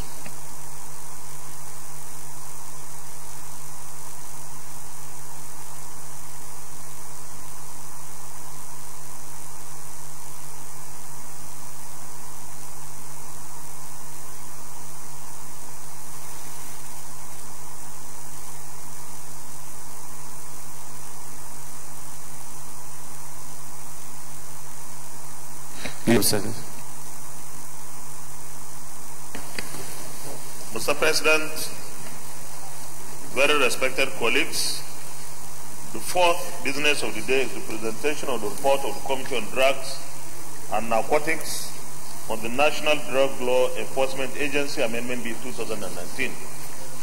Mr. President, you may wish to invite Senator Joshua Lidani, Chairman of the committee, to move the motion for the Senate to receive the report. Senator Lidani. Thank you, Mr. President. My name is Joshua Lidani. I represent from the South. I rise to move the motion that the Senate do receive the report of the Committee on Drugs and Narcotics on the National Drug Law Enforcement Agency Amendment Bill 2019 SB 290. I so move. Senator Lashadua.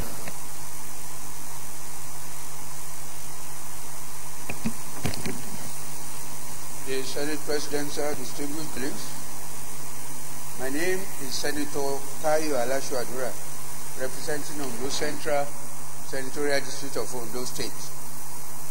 I rise to support the motion that the National Drug Law Enforcement Agency Amendment Bill 2019 SB 2009 be delayed by Senator Joshua M. Lidani. Thank you. Distinguished colleagues, those in favor of the motion say aye. Those against say nay. The ayes have it. Senator Lidani, come and lay your report.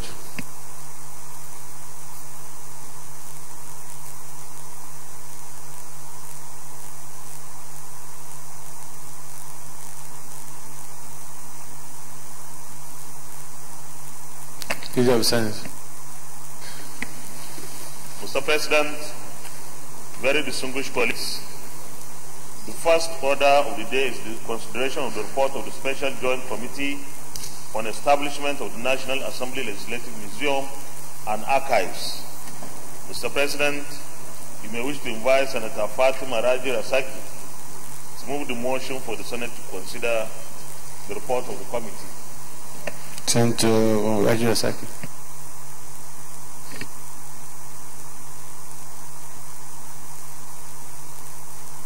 My name is Senator Fatima Raji Rasaki. I'm representing the Central Senatorial District. I rise to move the motion that the Senate do receive and consider the report of the Special on the establishment of National Assembly Legislative Museum and Archives in respect of the motion on the establishment of the National Assembly Legislative Museum and Archives. I so move. Senator Bindamasi. Thank you, Mr. President. Distinguished colleague, Bintamasi Galwa, Adamano Senatorial District. I rise to support that the Senate do receive and consider the report of the Special Joint Committee on the establishment of the National Assembly Legislative Museum and Archives in respect of the motion on the establishment of the National Assembly Legislative Museum and Archives. I so support. Distinguished colleagues, those in favor of the motion say aye. Those against say nay. The ayes have it. Senator Fatima Raji Rasaki, come and lay the report and then present the report.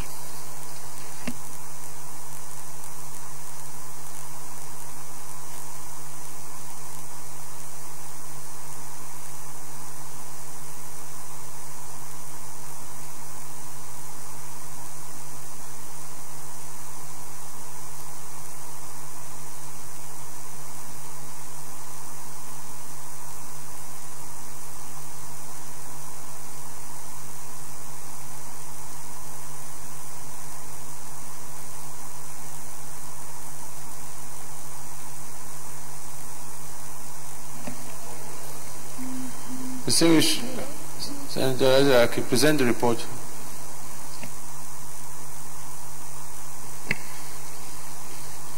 Thank you, Mr. President, distinguished colleagues.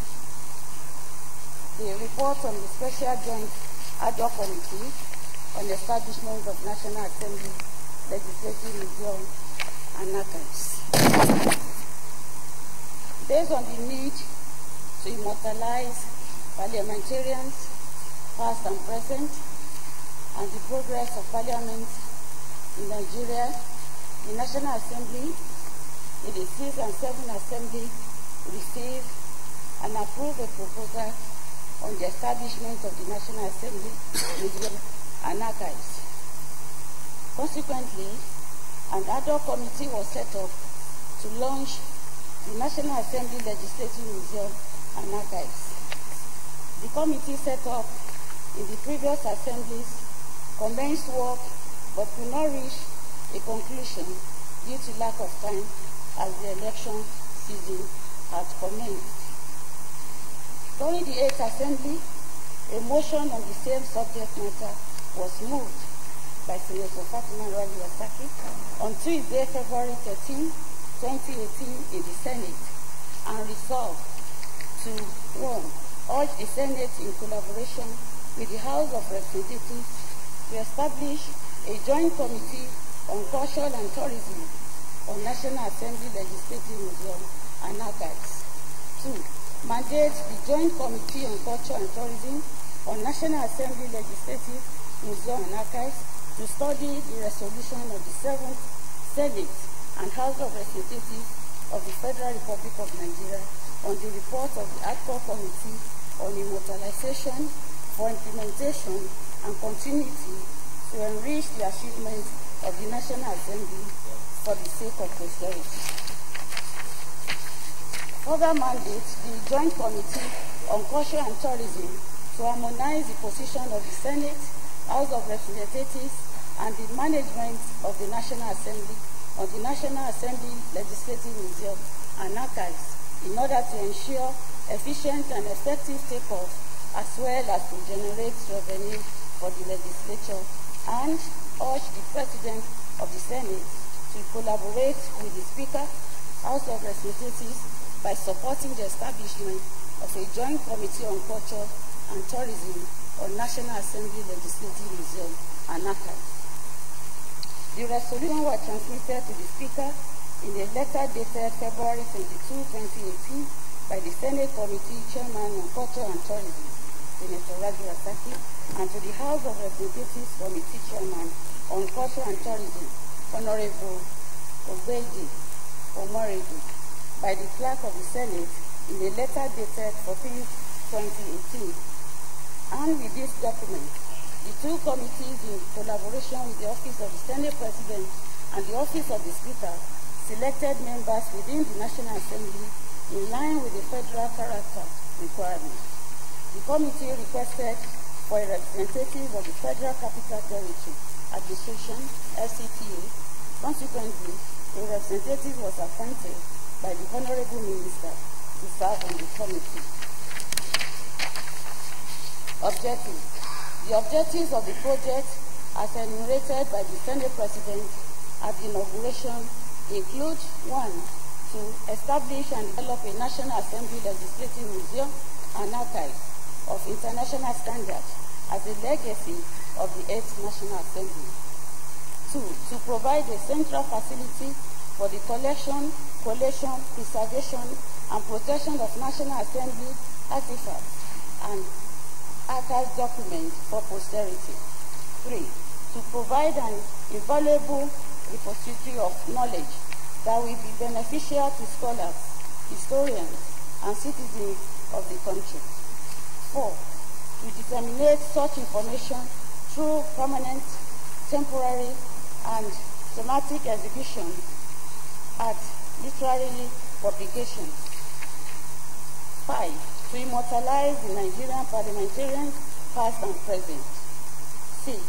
To keep memories of Nigerian progress in democracy and memories of leaders and their contributions to democratic rule in Nigeria. 7. To strengthen democratic culture in Nigeria and Africa as a whole. The vision and mission of National Assembly Legislative Museum and Archives. Vision: a legacy of Nigerian parliamentarian development. Mission: to use the repository resource of the Museum and Archives to strengthen the Nigerian democratic culture through immortalization of personalities, knowledge of parliamentary proceedings, and permanent, temporary, and thematic exhibitions and publications.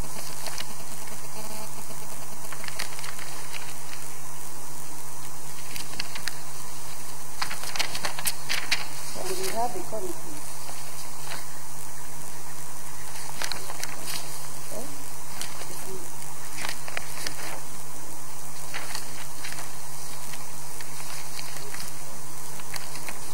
The resolution.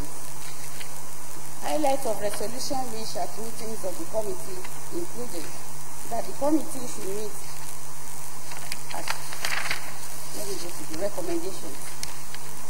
Drawing inferences from the above needs and considering the shortness of time, the committee recommends as follows: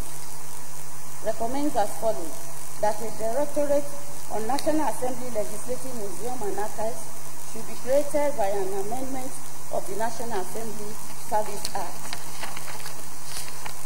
That a groundbreaking ceremony should be held at the proposed site on May 18, 2019 as part of the celebration of the World Museum Day. Details of the financial estimates for the groundbreaking is attached. That a temporary exhibition should be put in place before the groundbreaking ceremony on May 18, 2019. That the space in the National Assembly lobby close to Senate Hearing Room 1 should form part of the exhibition space. 5. That intensive public enlightenment should commence to create awareness for the museum and the groundbreaking ceremony. 6. that the consultant Mrs. RA Heritage Global Resources Limited be re-engaged with specific terms of operation to see to the conclusion of the project. 7. That the Lagos Parliamentary Building at Tafawa Balewa, Lagos should be renovated and furnished to serve as an annex to the National Assembly Legislative Museum and Archives. 8. That the proposed budget to take off of the Legislative Museum in the sum of 235,700,000 naira only be approved and release is made immediately. The conclusion: the committee believes this report will facilitate the establishment of the National Assembly Legislative Museum and Archives. The committee appreciates the principal officers of the Senate and the House of Representatives for the privilege bestowed them to serve in this capacity. Thank you. Leader. Thank you very much, Mr. President, very distinguished colleagues. Mr. President, let me congratulate the National Assembly for coming up with this very important bill for the establishment of Legislative Museum and Archives. Mr. President, we need to chronicle and keep our history of all events, activities of the National Assembly. And at this level of the legislature, which is the highest level in the country, we should be able to be and remain a reference point where people who have interest in Nigerian parliament would come and consult, would come and would see or even watch the parliamentary activities of the legislature at the national level. So it is in order that we establish the museum and archives. But Mr. President, distinguished colleagues, while we are trying to keep our past recorded properly for interested people to see and watch, I believe that we should also enhance the performance of the present and the future in the legislature. I think it is time that the National Assembly creates or builds, constructs and furnish a very good library.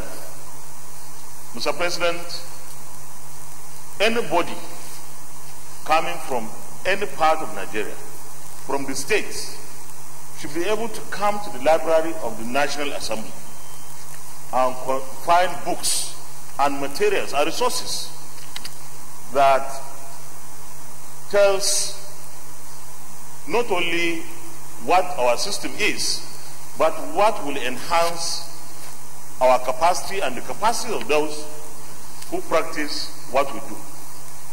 Currently, I think it's a shame that the library of the National Assembly is just one small room with literally no books, no materials. The quality of our debates, the quality of our activities, even at the committee level, can be better enhanced when we have reference materials from the various parts of the world. Those of us who are opportune to visit the US Congress, we know what the Library of the Congress is. Possibly the most well-stocked library in the world.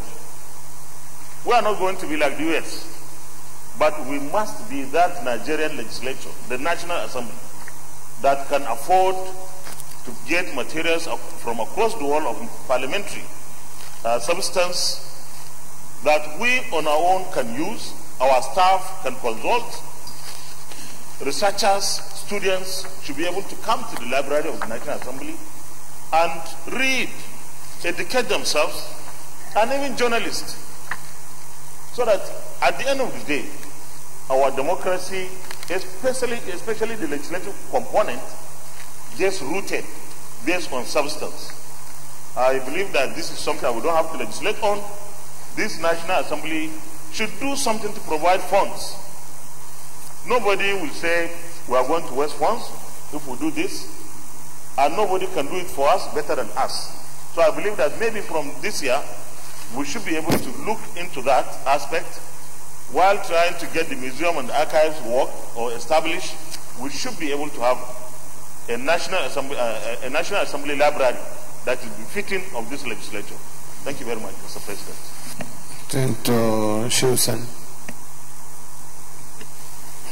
Thank you, Mr. President, for this opportunity. First of all, I must commend the author of the report for their foresight on the imperative of having a museum that will preserve our history for this and the future generation. Mr. President, it has been a tradition in most parliaments around the world to keep records and profile of events and proceedings, and also profiles of personalities that have served in the parliaments in such kind of museum. History is one important aspect of our national life that we must take very seriously. Most of the mistakes we commit as parliamentarians or as a people or as citizens is directly attached to the very fact that we don't take our history very seriously. Mr. President, my own little suggestion on this is, instead of spending close to $250 million to set up a museum, as we look around here, we have some litany of uncompleted projects. There is the house of the Senate President and also the house of the Speaker. It will be more cost-effective if those two buildings should be completed in time, and one should serve as a museum and one as a library. If we do that, we will save money. And then, on other aspect of it, this museum is so important. If you check on what is happening to Tafawa Balewa Square, a very important relic of our national history, where the first array of parliamentarians that will be said to be the founding fathers of our democracy served there to the betterment of our democracy. We virtually cannot have any record of what they have done and what actually transpired at that very moment. It is unfortunate that those who worked and fought for our independence, who were once parliamentarians, we can have access to the proceedings of the First Republic Parliament and even the Second Republic Parliament. And we have seen cases here where each time there is a new National Assembly, you end up repeating the same motions, the same bills that were once either processed in the last assembly or even passed. So I think having a museum like this will serve as a compass and as a guide, and also as lessons that the future generations can skip through. And I think this also brings the question of the need for us to preserve these national monuments that we have that forms part of our history. We keep moving and keep making the same mistakes without knowing that the solutions are very much with us by simply opening the books. An archive that will store the proceedings of this parliament, and that will also keep details of the profile of people who have passed through this institution, will not only be good for this country, but it will be good for the searchers, those who try to go around and do a lot of research and find details what are transpired. Thank you very much. Is anybody against this? I go straight to recommendations.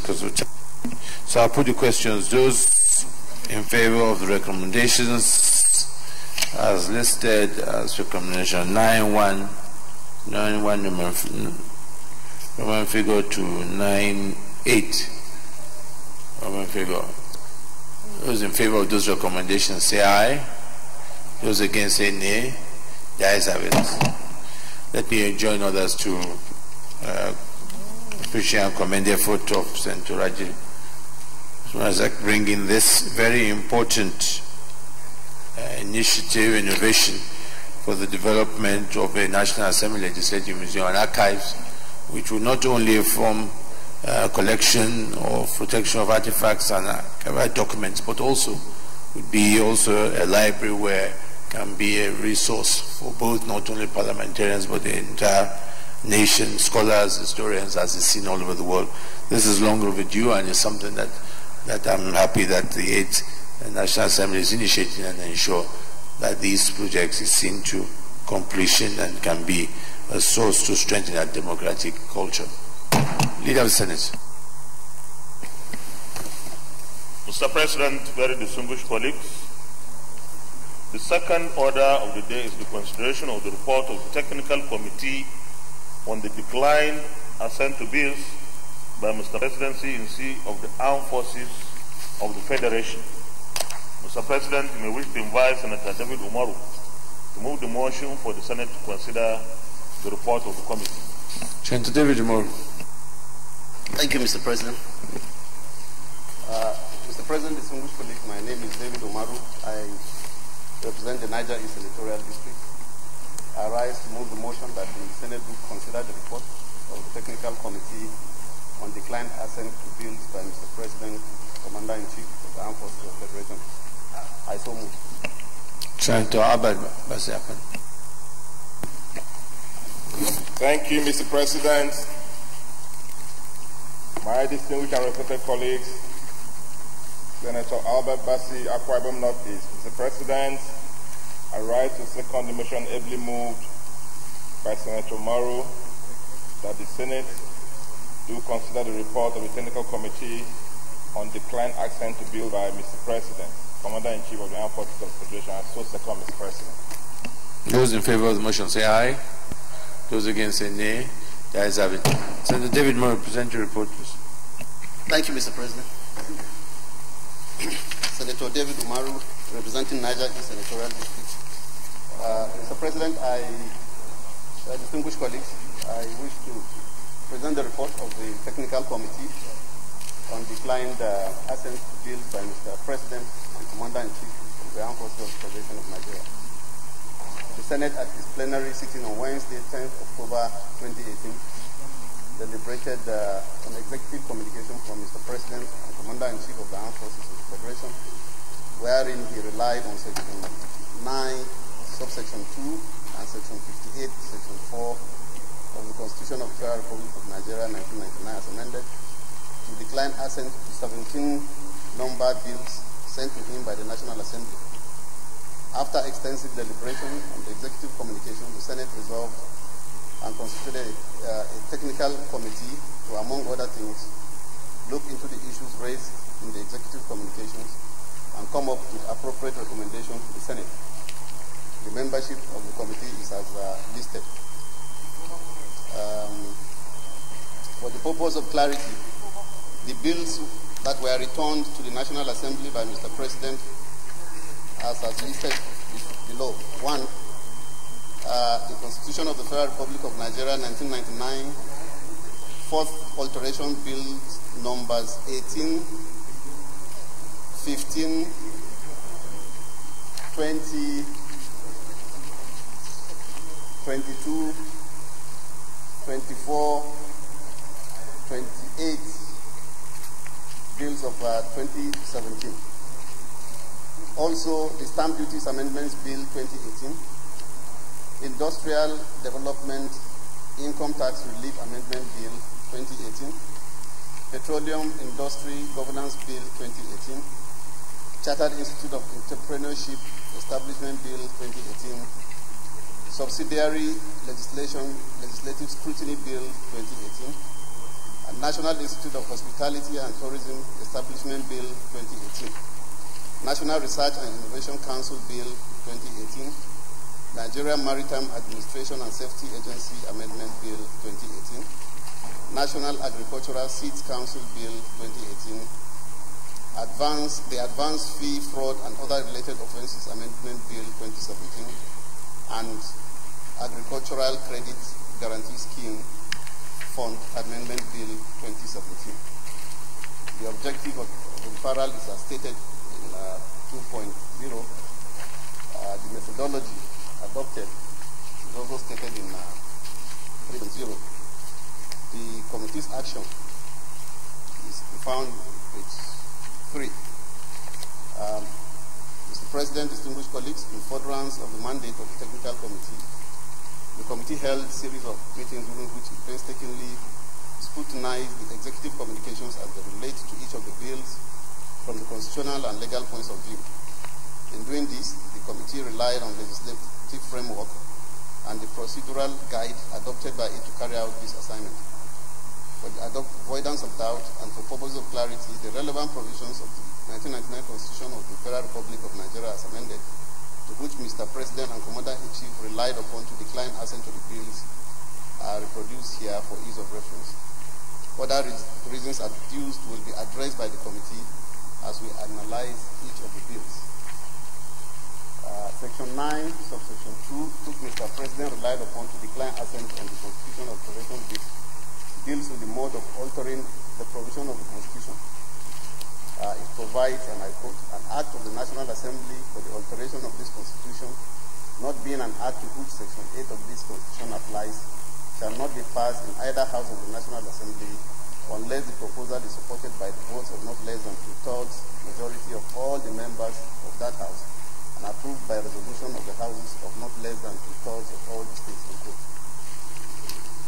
Mr. President, distinguished colleagues, by way of extrapolation, according to the principles of constitutional law as enshrined in Section 4 of the 1999 Constitution of the Federal Republic of Nigeria as amended, the legislative powers of the Federation is vested in the National Assembly, which is consisted of the Senate and the House of Representatives to make laws for peace, order, and good government of the Federation, or any part thereof. It therefore follows that lawmaking is the exclusive, preserved, and prerogative of the National Assembly, which must be in tandem with other legal and constitutional requirements. Therefore, when these bills were transmitted for assent to Mr. President, the National Assembly had satisfied the constitutional requirement and procedure for passage of the bills into law. Secondly, Section 58, subsection 4, deals with the mode of exercising federal legislative power, generally, with reference to assent of bills by Mr. President. This also provides, and I quote, where a bill is presented to the President for assent, he shall within 30 days thereof signify that he assents or that he withholds assent. It should be noted here that assent has constitutional recognition and must be strictly adhered to, as a bill only becomes law when Mr. President assents to it. Therefore, under the Constitution, the effect of the above provision is that the President is expected to signify that he assents or withholds his assent within 30 days after the bill has been presented to him. 3. Mr. President, distinguished colleagues, having said that, let me equally emphasize that the National Assembly, as a creature of the Constitution, is conferred with legislative powers under Section 4 of the 1999 Constitution. The National Assembly is established under Section 47 of the same Constitution and, as said earlier, consists of the two houses. By virtue of Section 60 of the Constitution, the Senate or the House of Representatives has the power to regulate its own procedure. It is in the light of the above that the Senate Standing Orders 2015, as amended in Rule 8, which deals with assent, provides as follows. A, I quote, when a bill has been passed by the Senate and the House of Representatives without amendment, or with such amendments as may have been agreed to by both houses, a clean copy certified by the clerk of the National Assembly shall as soon as possible be presented to the President of the Federal Republic of Nigeria for his assent. B, where the President either withholds his assent to a bill or does not communicate his assent or otherwise within 30 days from the date the bill was sent to him for assent, the Senate shall again deliberate on the bill. C, if the conference committee accepts the President's amendments to the Senate and House of Representatives, and the amendments is adopted by the Senate and House of Representatives, then the bill shall again be sent to the President for assent. D, if the conference committee rejects the President's amendment and recommends the application of 2/3 rule, and the said report is accepted by the Senate and the House of Representatives, then the bill becomes law without the President's assent, if it is passed by 2/3 majority of the Senate and the House of Representatives. Clearly, the above rule makes provision for the procedure for lawmaking and the effect of refusal of the President to assent to a bill. Legislative analysis of Mr. President's observations on the bills.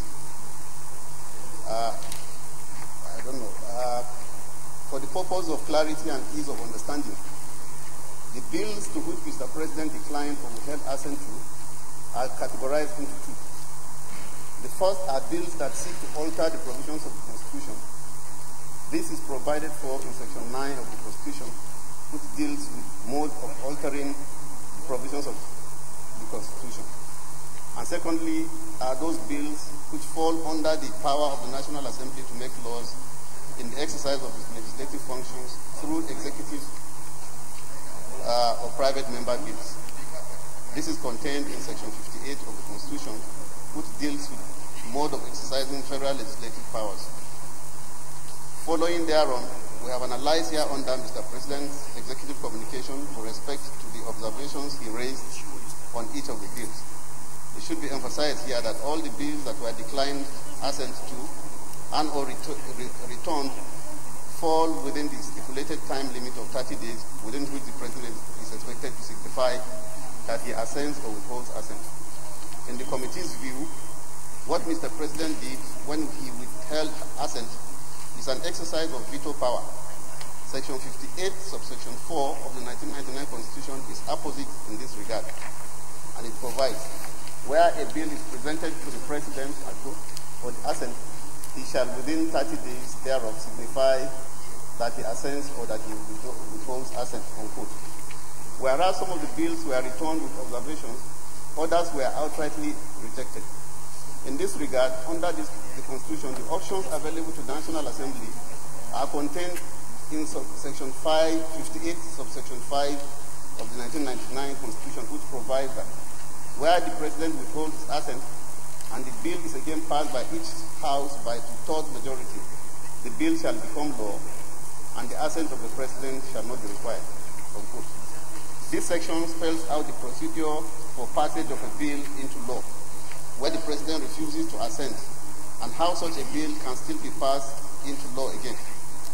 On the procedure for passing a bill into law on failure of Mr. President to give assent in order to override Mr. President's veto, when instead of assenting to the bills, he returned them with amendments, the Court of Appeal, in the case of National Assembly versus the President of the Federal Republic of Nigeria and others, reported in 2003-1999 Nigerian Weekly Law Report at page 824, at page 131, held, and I quote, in order to override the veto of the President, each of the houses of the National Assembly has to pass the bill again. The language used by Section 58, subsection 5 is, and the bill, quote, and the bill is again passed by each house, unquote. This means that the bill has to go through the same process it had previously gone through when it was first passed. That is, the clear import of the law is that the bill is again passed. It means a repetition of the earlier process, unquote. Therefore, Mr. President, the bills having been rejected by Mr. President, the National Assembly, even if it considered Mr. President's observations or not, must pass the bills again and be assented to by Mr. President, or override the veto, in which Mr. President's assent, in which case Mr. President's assent would not be required. On the whole, this committee submits that in the light of Section 60 of the 1999 Constitution, Chapter 1 of the Senate Standing Orders 2015 as amended, deals with the general rules for conduct of business. Particularly, Rule 1b provides as follows, quote, in all cases not provided for hereinafter, or by sessional or other orders or practice of the Senate shall by resolution regulate its procedure, unquote.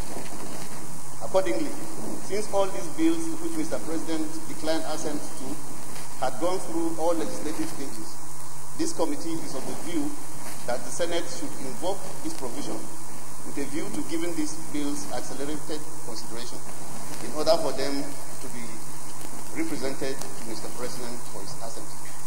Below are the highlights of the committee's analysis and review of Mr. President's observation. Mr. President, I don't know whether I should continue because there are so many, there are 17 of them, or we go to the conclusion, or we pick a few bills and, okay. I think before conclusion, it's important we talk about general observations and findings, which is at page 31. The technical committee, having critically analyzed the reasons why Mr. President withheld assent on the aforementioned bills, vis-a-vis the constitutional and legal implications of Mr. President's actions, and taking into consideration our comments thereon, we hereby make the following observations and findings. 1. That the National Assembly, as part of its primary mandate, under Section 4 of the Constitution of the Federal Republic of Nigeria 1999, as amended, passed the bills and transmitted same to Mr. President for assent, as required under Section 58 of the Constitution. 2. That following the transmission, Mr. President is required by Section 58, subsection 4 of the Constitution to, within 30 days thereof, signify that he assents or that he withholds assent.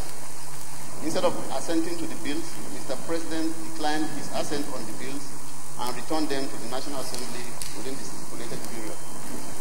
3. That the bills returned were either with observations or for further engagements and consultations with MPs.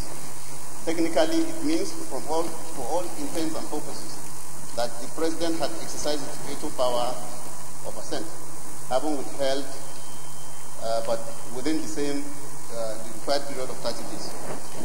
4.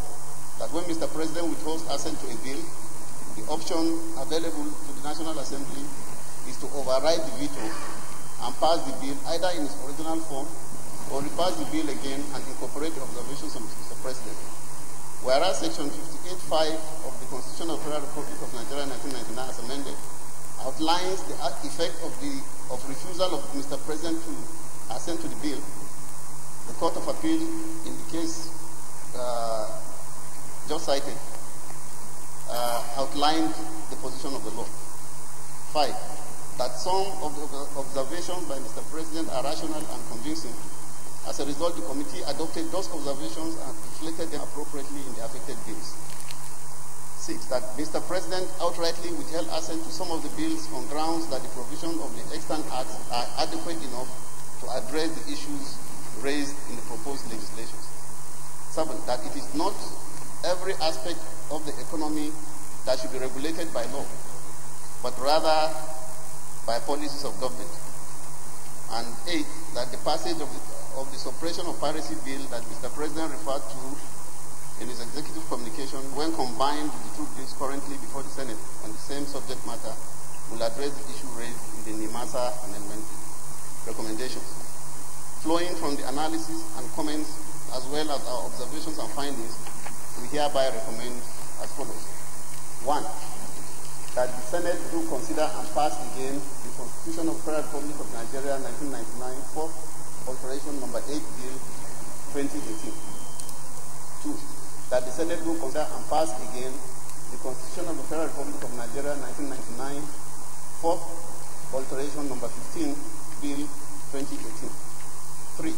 That the Senate do consider and pass again the Constitution of the Federal Republic of Nigeria 1999 4th Alteration Number 20 Amendment Bill 2018. 4. That the Senate do consider and pass again the Constitution of the Federal Republic of Nigeria 1999 4th Alteration Number 22 Bill 2018. That the Senate do consider 5. that the Senate will consider and pass again the Constitution of the Federal Republic of Nigeria 1999, Fourth Alteration, number 24, Bill 2018. 6. That the Senate do override Mr. President's veto on the Constitution of the Federal Republic of Nigeria 1999, Fourth Alteration, number 28, Bill 2018. 7. That the Senate do consider and pass again the Stamp Duties Amendment Bill 2018. 8. That the Senate do override Mr. President's veto on the Industrial Development Income Tax Relief Amendment Bill 2018. 9. That the Senate do consider and pass again the Petroleum Industry Governance Bill 2018. 10. That the Senate do withdraw the Chartered Institute of Entrepreneurship Establishment Bill 2018. 11. That the Senate do withdraw the Subsidiary Legislative Scrutiny Bill 2018. 12. That the Senate do consider and pass again the National Institute of Hospitality and Tourism Establishment Bill 2018. 13. That the Senate do consider and pass again the National Research and Innovation Council Bill 2018. 14. That the Senate do withdraw the Nigerian Maritime Administration and Safety Agency Amendment Bill 2018. 15. That the Senate do consider and pass again the National Agricultural Seeds Council Bill 2018. 16. That the Senate do withdraw the Advanced Fee Fraud and Other Related Offences Amendment Bill 2018. And that the Senate do 17. That the Senate do consider and pass again the Agricultural Credit Guarantee Scheme Fund Amendment Bill 2018. I so move. In conclusion, Mr. President, distinguished colleagues, on behalf of members of this technical committee, I wish to thank Mr. President of the Senate and indeed my distinguished colleagues for the opportunity to serve in this committee. It is our hope that what we have done will go a long way to address the controversies that surround the return of these bills to the National Assembly by Mr. President. All the bills are attached to the report. Thank you, Mr. President. Yes, Leader says. Thank you very much, Mr. President. Mr. President, distinguished colleagues, let me congratulate the chairman and the members of the technical committee that considered those bills that were returned. A very thorough, very professional job. Well done. Mr. President, I think here now lies the interdependence of the legislature and the executive. We pass bills here, and the executive, the president particularly, would have to assent to it, and where Mr. President raises observations and comments, we come back to consider those observations and comments. I think this is a good thing, but let me say that we need to do one extra job here in the National Assembly. We must have a filter system where before the bill comes, even for the first reading, our legal department, maybe together with appropriate committee, should be able to advise us properly whether there is an extant law that addresses the challenges a bill is trying to address, so that we don't devote our resources, both in terms of material and time. And when we finish the cleanup process, which I think the CNA does for our clerk here, we should be able to follow it thoroughly. And one other thing, Mr. President, is we must find a way of ensuring that during public hearings, agencies or stakeholders that would operate the eventual law participate in the hearings. Because some of the observations might have been raised if the agencies were there, even though sometimes some of the agencies could be selfish, because maybe the bill may reduce their sphere of influence or something. But I believe that we should have a system that scrutinizes the bill before it comes, And when we have to hold or conduct a public hearing, those agencies or stakeholders, especially the statutory ones that have government functions to perform, appear to make their contributions at that stage, so that we don't have to go back and forth, wasting a lot of resources in the process. Thank you very much, Mr. President. Yes, Senator Bocho. Thank you, Mr. President. Very distinguished colleagues. I agree that the committee did a good job. Let me also add that some of the issues the leader alluded to are quite germane and true, maybe because there has been no painstaking engagement before some of these bills were passed. But beneath this aspect, there is also behind the scene politics, which should have been avoided in Mr. President's refusal to assent to some of these bills. For example, the Electoral Act bill. I know the decision to pass that bill cut across parties then. In fact, both political parties, both the APC and the PDP, agreed on the need to have an electoral a reform that will add finesse to the kind of election that will come. But after we passed this Electoral Act and Mr. President withheld assent, it came back here. Of course, the tradition is where there is unanimity in understanding in passing this bill, the next thing is to maybe take a decision that will stand the test of time. And yet you find some of our colleagues who were part of the decision withdrawing their support. This is the behind the scene politics that I refer to. So I pray that we will have to understand our roles as a statement that sometimes we have to take decisions that will shape the destiny of our country. Let us not be doing as if we want always to be playing Man Friday or maybe grandstanding or playing to the gallery, like I earlier on pointed out in this chamber. If we stand on our position that Nigeria first, no matter whose interest is God, I am sure we will do better, because I know the work, what we did on the Electoral Act amendment bill was an attempt to protect the interests of Nigeria as a nation. There was no party politics. That I can say without fear of contradiction. And I think we will be guided if we do that which will take Nigeria forward. And we must look beyond the boundaries of political parties. On this, let me say congratulations to the government. Senator James Manja. Thank you, Mr. President.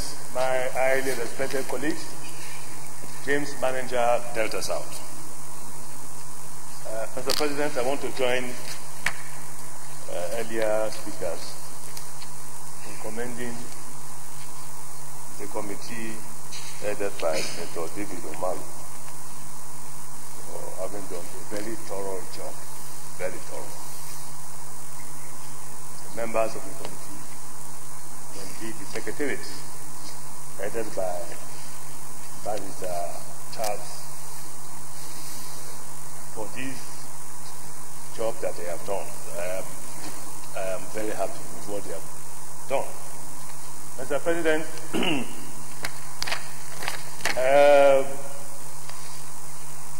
I'm surprised that about 20 years down the line, we still have this problem, because these two arms of government, there are so many things that will make us to work together. And working together does not mean that one will rely on only the other to survive. But this is where working together is emphasized. The business of lawmaking, Mr. President, is an expensive one, where sometimes even public hearings are conducted, and the people put in all their best. At the end of the day, the issues are referred back to plenary, and then you have about 109 senators and about 360 lawmakers on the other side, green chamber, all agreeing, or at least majority agreeing that this must be passed. And then when it gets to the executive arm of government, perhaps the office of the Attorney General and Minister of Justice, and this will be referred to that particular office. In my humble view, I think that is the ministry that receives most of these bills. And then few persons will sit together and then advise Mr. President. Of course, the office of the President of Nigeria is a very, very busy one. And therefore, this body of advisors, more often than not, also create problems for, not just for the National Assembly, but for the entire country. Because laws are made, not for us, but for all of us, including those Nigerians that have elected us, and those who are even too young to elect us, even those who are yet to be born. Everybody is interested, Mr. President. So there must be a system whereby complicated issues like this must be resolved. And Mr. President, I am surprised that as early as 2003, this particular matter referred to by the committee, the National Assembly against the Attorney General and Minister of Justice, as early as 2003.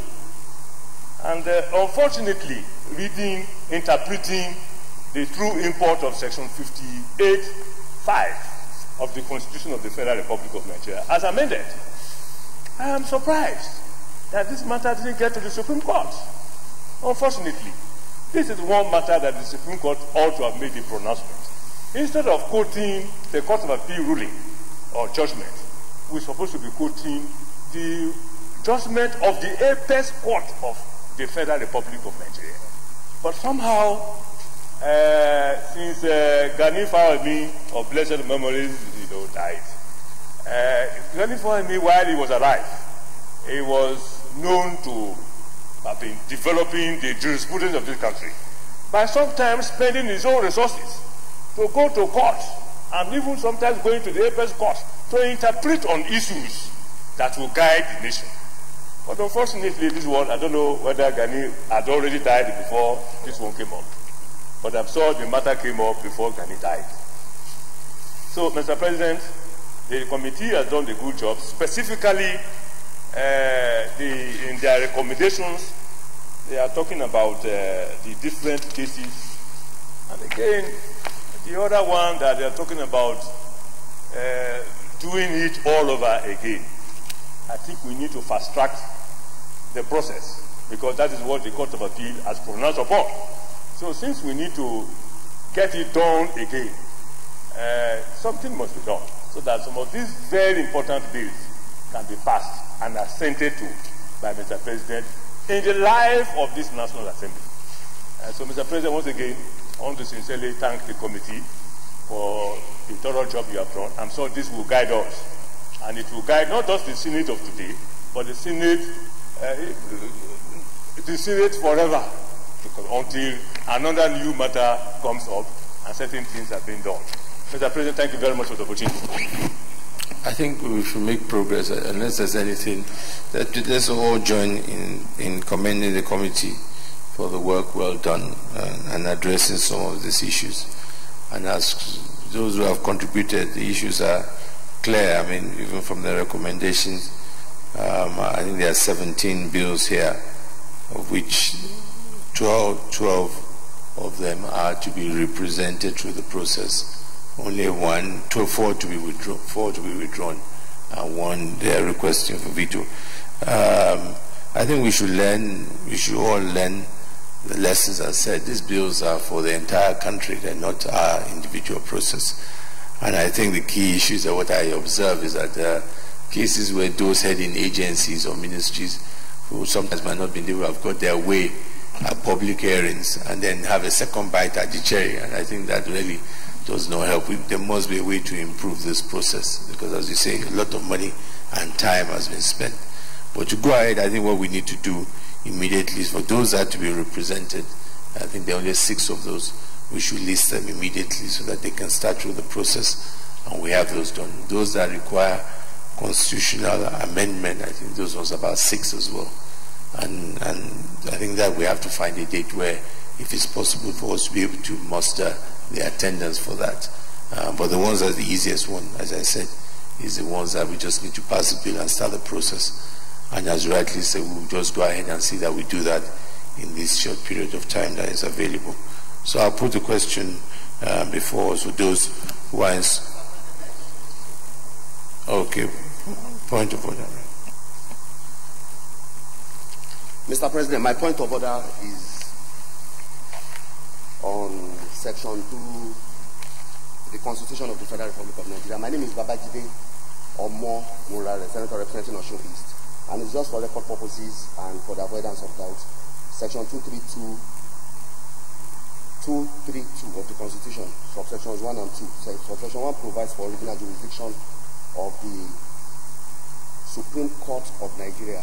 The most ranking just made some submission, and I think it is necessary for me to just note that subsection 2 of that provision provides that in addition to the jurisdiction conferred upon the Supreme Court in subsection 1 of this section, the Supreme Court shall have such original jurisdiction as will be conferred upon it by an act of the National Assembly. There was a lacuna in the Constitution which gave original jurisdiction just to matters arising from federal government, between federal government and state government, or between state governments. It did not provide for between the different arms of government, which was why the National Assembly now did the 2010 Additional Jurisdiction Act, which was why in 2003 when this one came up, it just started from the Federal High Court and went to Court of Appeal, where Oguntade, JC as it then was, gave that judgment. So it is important to note that that was actually what transpired. And secondly and lastly, to say that other 77 of our rules provides. And I think what we should do really is to amend other 77 so as to avoid this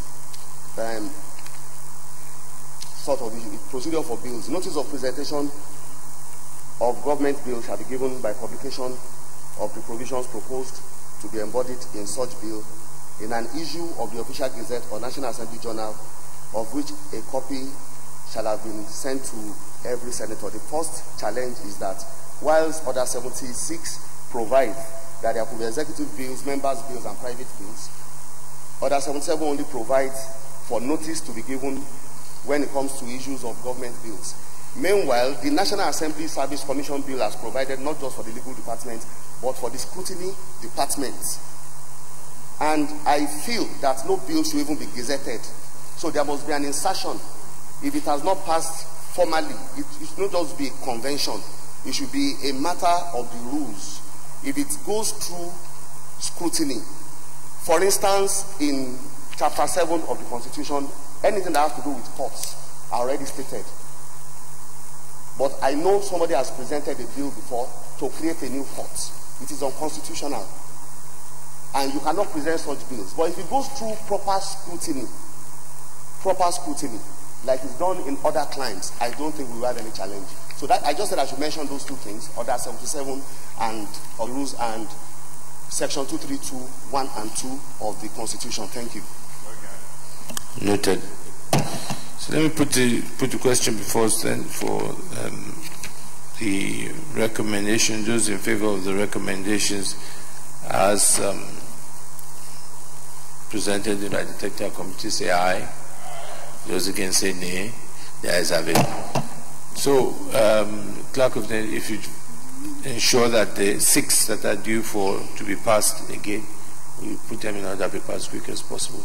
And then the 6 that are meant to come for constitutional amendment, we'll look at a date where we have enough people present for us to take those by constitutional amendment. Leader of the Senate. Mr. President, the third order of the day is the consideration of the report of the Committee on Tertiary Institutions and Third Fund on the Special Federal University of Agriculture, Zuru, Kebbi State Establishment, ETC Bill 2019. Congratulations. Distinguished senators will recall that the report of the committee was laid on Thursday, the 24th day of January 2019. Mr. President, we wish to invite Senator Jibril Barrow, Chairman of the committee, to move the motion for the consideration of the report. Senator Jibril.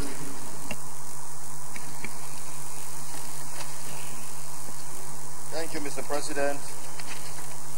I am Senator Barrow Jibril.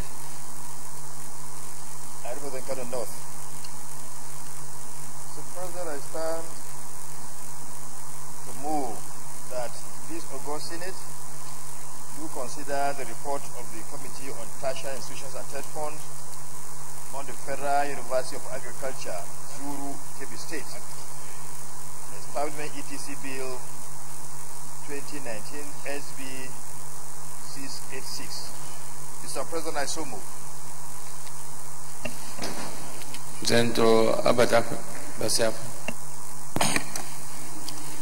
Thank you, Mr. President. My distinguished and respected colleague, Senator Albert Basiakwa, Mr. President, I rise to second the motion ably moved by Senator Barrow Jibril that the Senate do consider the report of the Committee of Tertiary Institutions and Third Funds on the Federal University of Agriculture, Zuru, Kebbi State Establishment, etc. Bill 2019 SB 686 as a second. Distinguished colleagues, those in favor of the motion say aye. Those against say nay. The ayes have it. Senator Jibril. Thank you, Mr. President. I stand to read the report. The Committee on Tertiary Institutions and Third Fund on the bill for an act to provide for the establishment of the Federal University of Agriculture, Zuru, Bill 2018. Introduction. Mr. President, you may wish to recall that the Senate at its sitting on Thursday, 12th day of July 2018, referred the above bill sponsored by Senator Bala Ibn Allah to the Committee for further legislative input. The bill seeks to establish the Federal University of Agriculture, Zuru, by upgrading the existing College of Agriculture, Zuru in Kebbi State. The committee held a public hearing on Tuesday, 10 December 2018 to get the input of the public and the critical stakeholders. The committee, as well as the participants, agree with the intendments of the bill. Participants were all in agreement that the establishment of the institution will make available the holistic development of agricultural education, knowledge, and skills that will promote agricultural growth, enhance annual income, and generate employment in the sector. Committee's findings. The committee found out that there are only 3 universities of agriculture in the country, in spite of the country's enormous potentials in this most strategic sector of the economy. The bill, which is seeking to upgrade the College of Agriculture, Zuru, the Federal University of Agriculture, Zuru, will address this challenge. Zuru is situated in the geographical coordinates of 11 degrees 25 inches 49 north, and well, it's situated in the northwest, with great agricultural potential for production of cereals, rice, which include rice, maize, wheat, and so on. Cotton, roots and tubers, which include cassava, sweet potatoes, yam, ginger, and so on and so forth, as well as sugarcane, free crops like palm oil, cocoa, rubber, etc. Legumes, which include soya bean, sesame seed, cowpea, etc. Can you go to recommendation?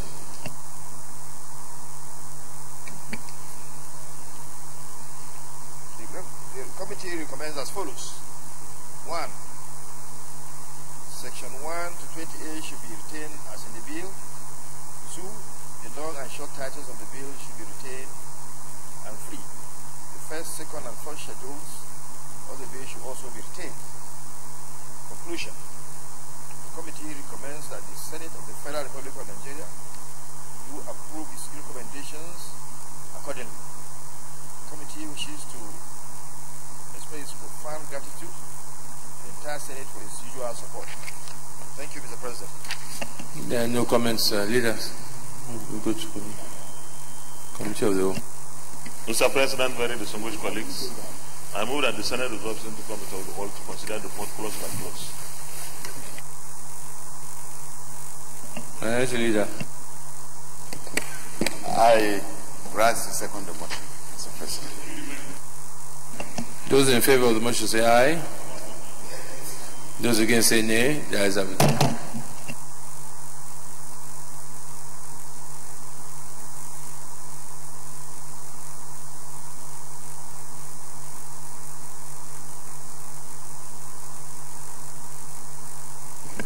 Distinguished colleagues, there are 29 clauses. I don't think there's anything controversial here. And I think it's been reviewed by the deputy leader. So we have confidence that all the work has been done. So I'll go through those in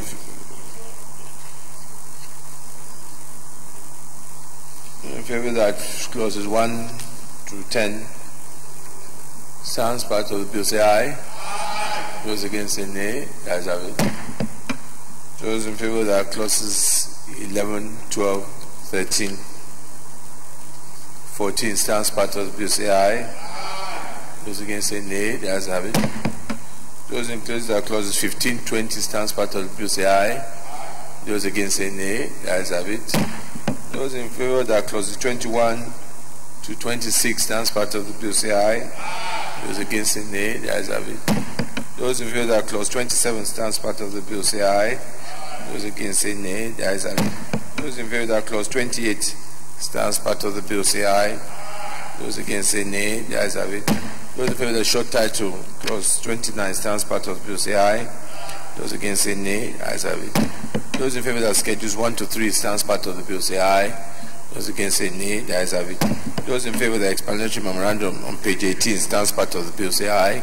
Those against say nay. The ayes have it. And those in favor that the long title on page 1 stands part of the bill say aye. Those against say nay. The ayes have it. Leader of the Senate. Mr. President and Mr. Chairman, very distinguished colleagues, I move that the Senate advance plenary for the charge to report progress.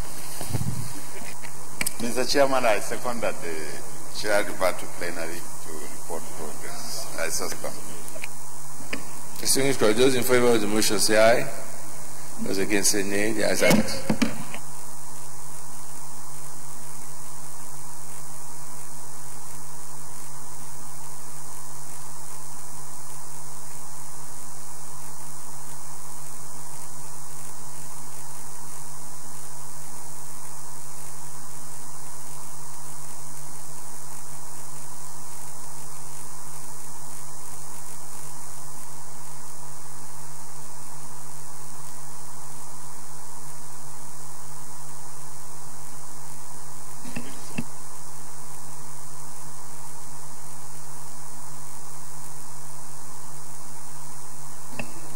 Distinguished colleagues, the Senate in committee of the whole consider the report of the Committee on Tertiary Institutions and Ted Fund on the Federal University of Agric Zoo in Kebbi State Establishment Etc. Bill 2019 are approved as follows. 1 to 10 as recommended, 11 to 20 as recommended, 21 to 29 as recommended. Schedules 1 and 3 as recommended. Explanatory memorandum as recommended. Short title as recommended, long title as recommended. Is this a true reflection of what transpired in committee of the whole? Leader of the Senate. Mr. President, very distinguished colleagues, I move that the bill be now read the third time. Mr. President, very distinguished colleagues, I second that the bill be read the third time. I second. Distinguished colleagues, those in favor that the bill be read the third time say aye. Aye. And those against say nay. The ayes have it.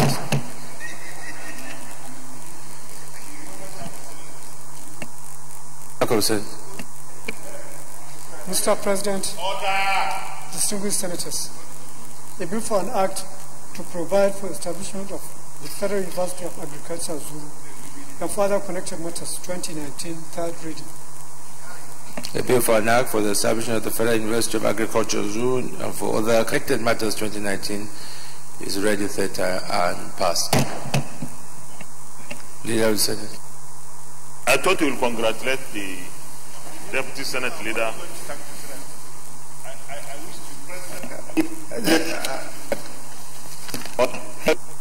Important historical moment.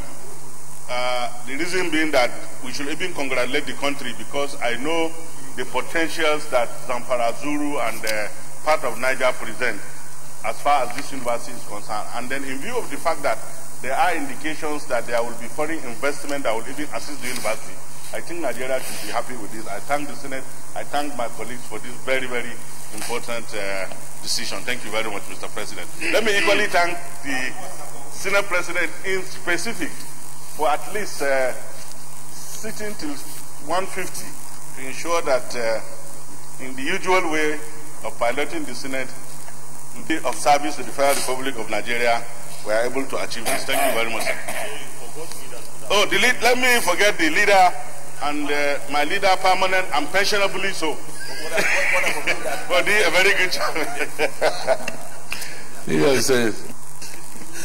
Mr. President, very distinguished colleagues, let me move that we stand down the consideration of all other items on the order paper till another legislative day, having done so much today. And so move. Mr. President, I second that we stand down the remaining items in the order paper for another legislative day. I so second. Distinguished colleagues, those in favor of the motion say aye. Those against say nay. That is aye. Leader of the Senate. Mr. President, very distinguished colleagues, having concluded today's proceedings on the order paper, I move that the Senate do adjourn till tomorrow, Thursday, the 11th day of April, 2019 at 10 a.m. prompt.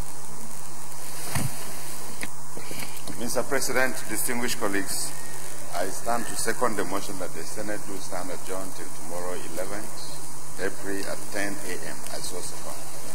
Distinguished colleagues, those in favor of the motion say aye. Those against say nay. The ayes have it. Senate is accordingly adjourned to Thursday, 11th April 2019, 10 a.m. prompt.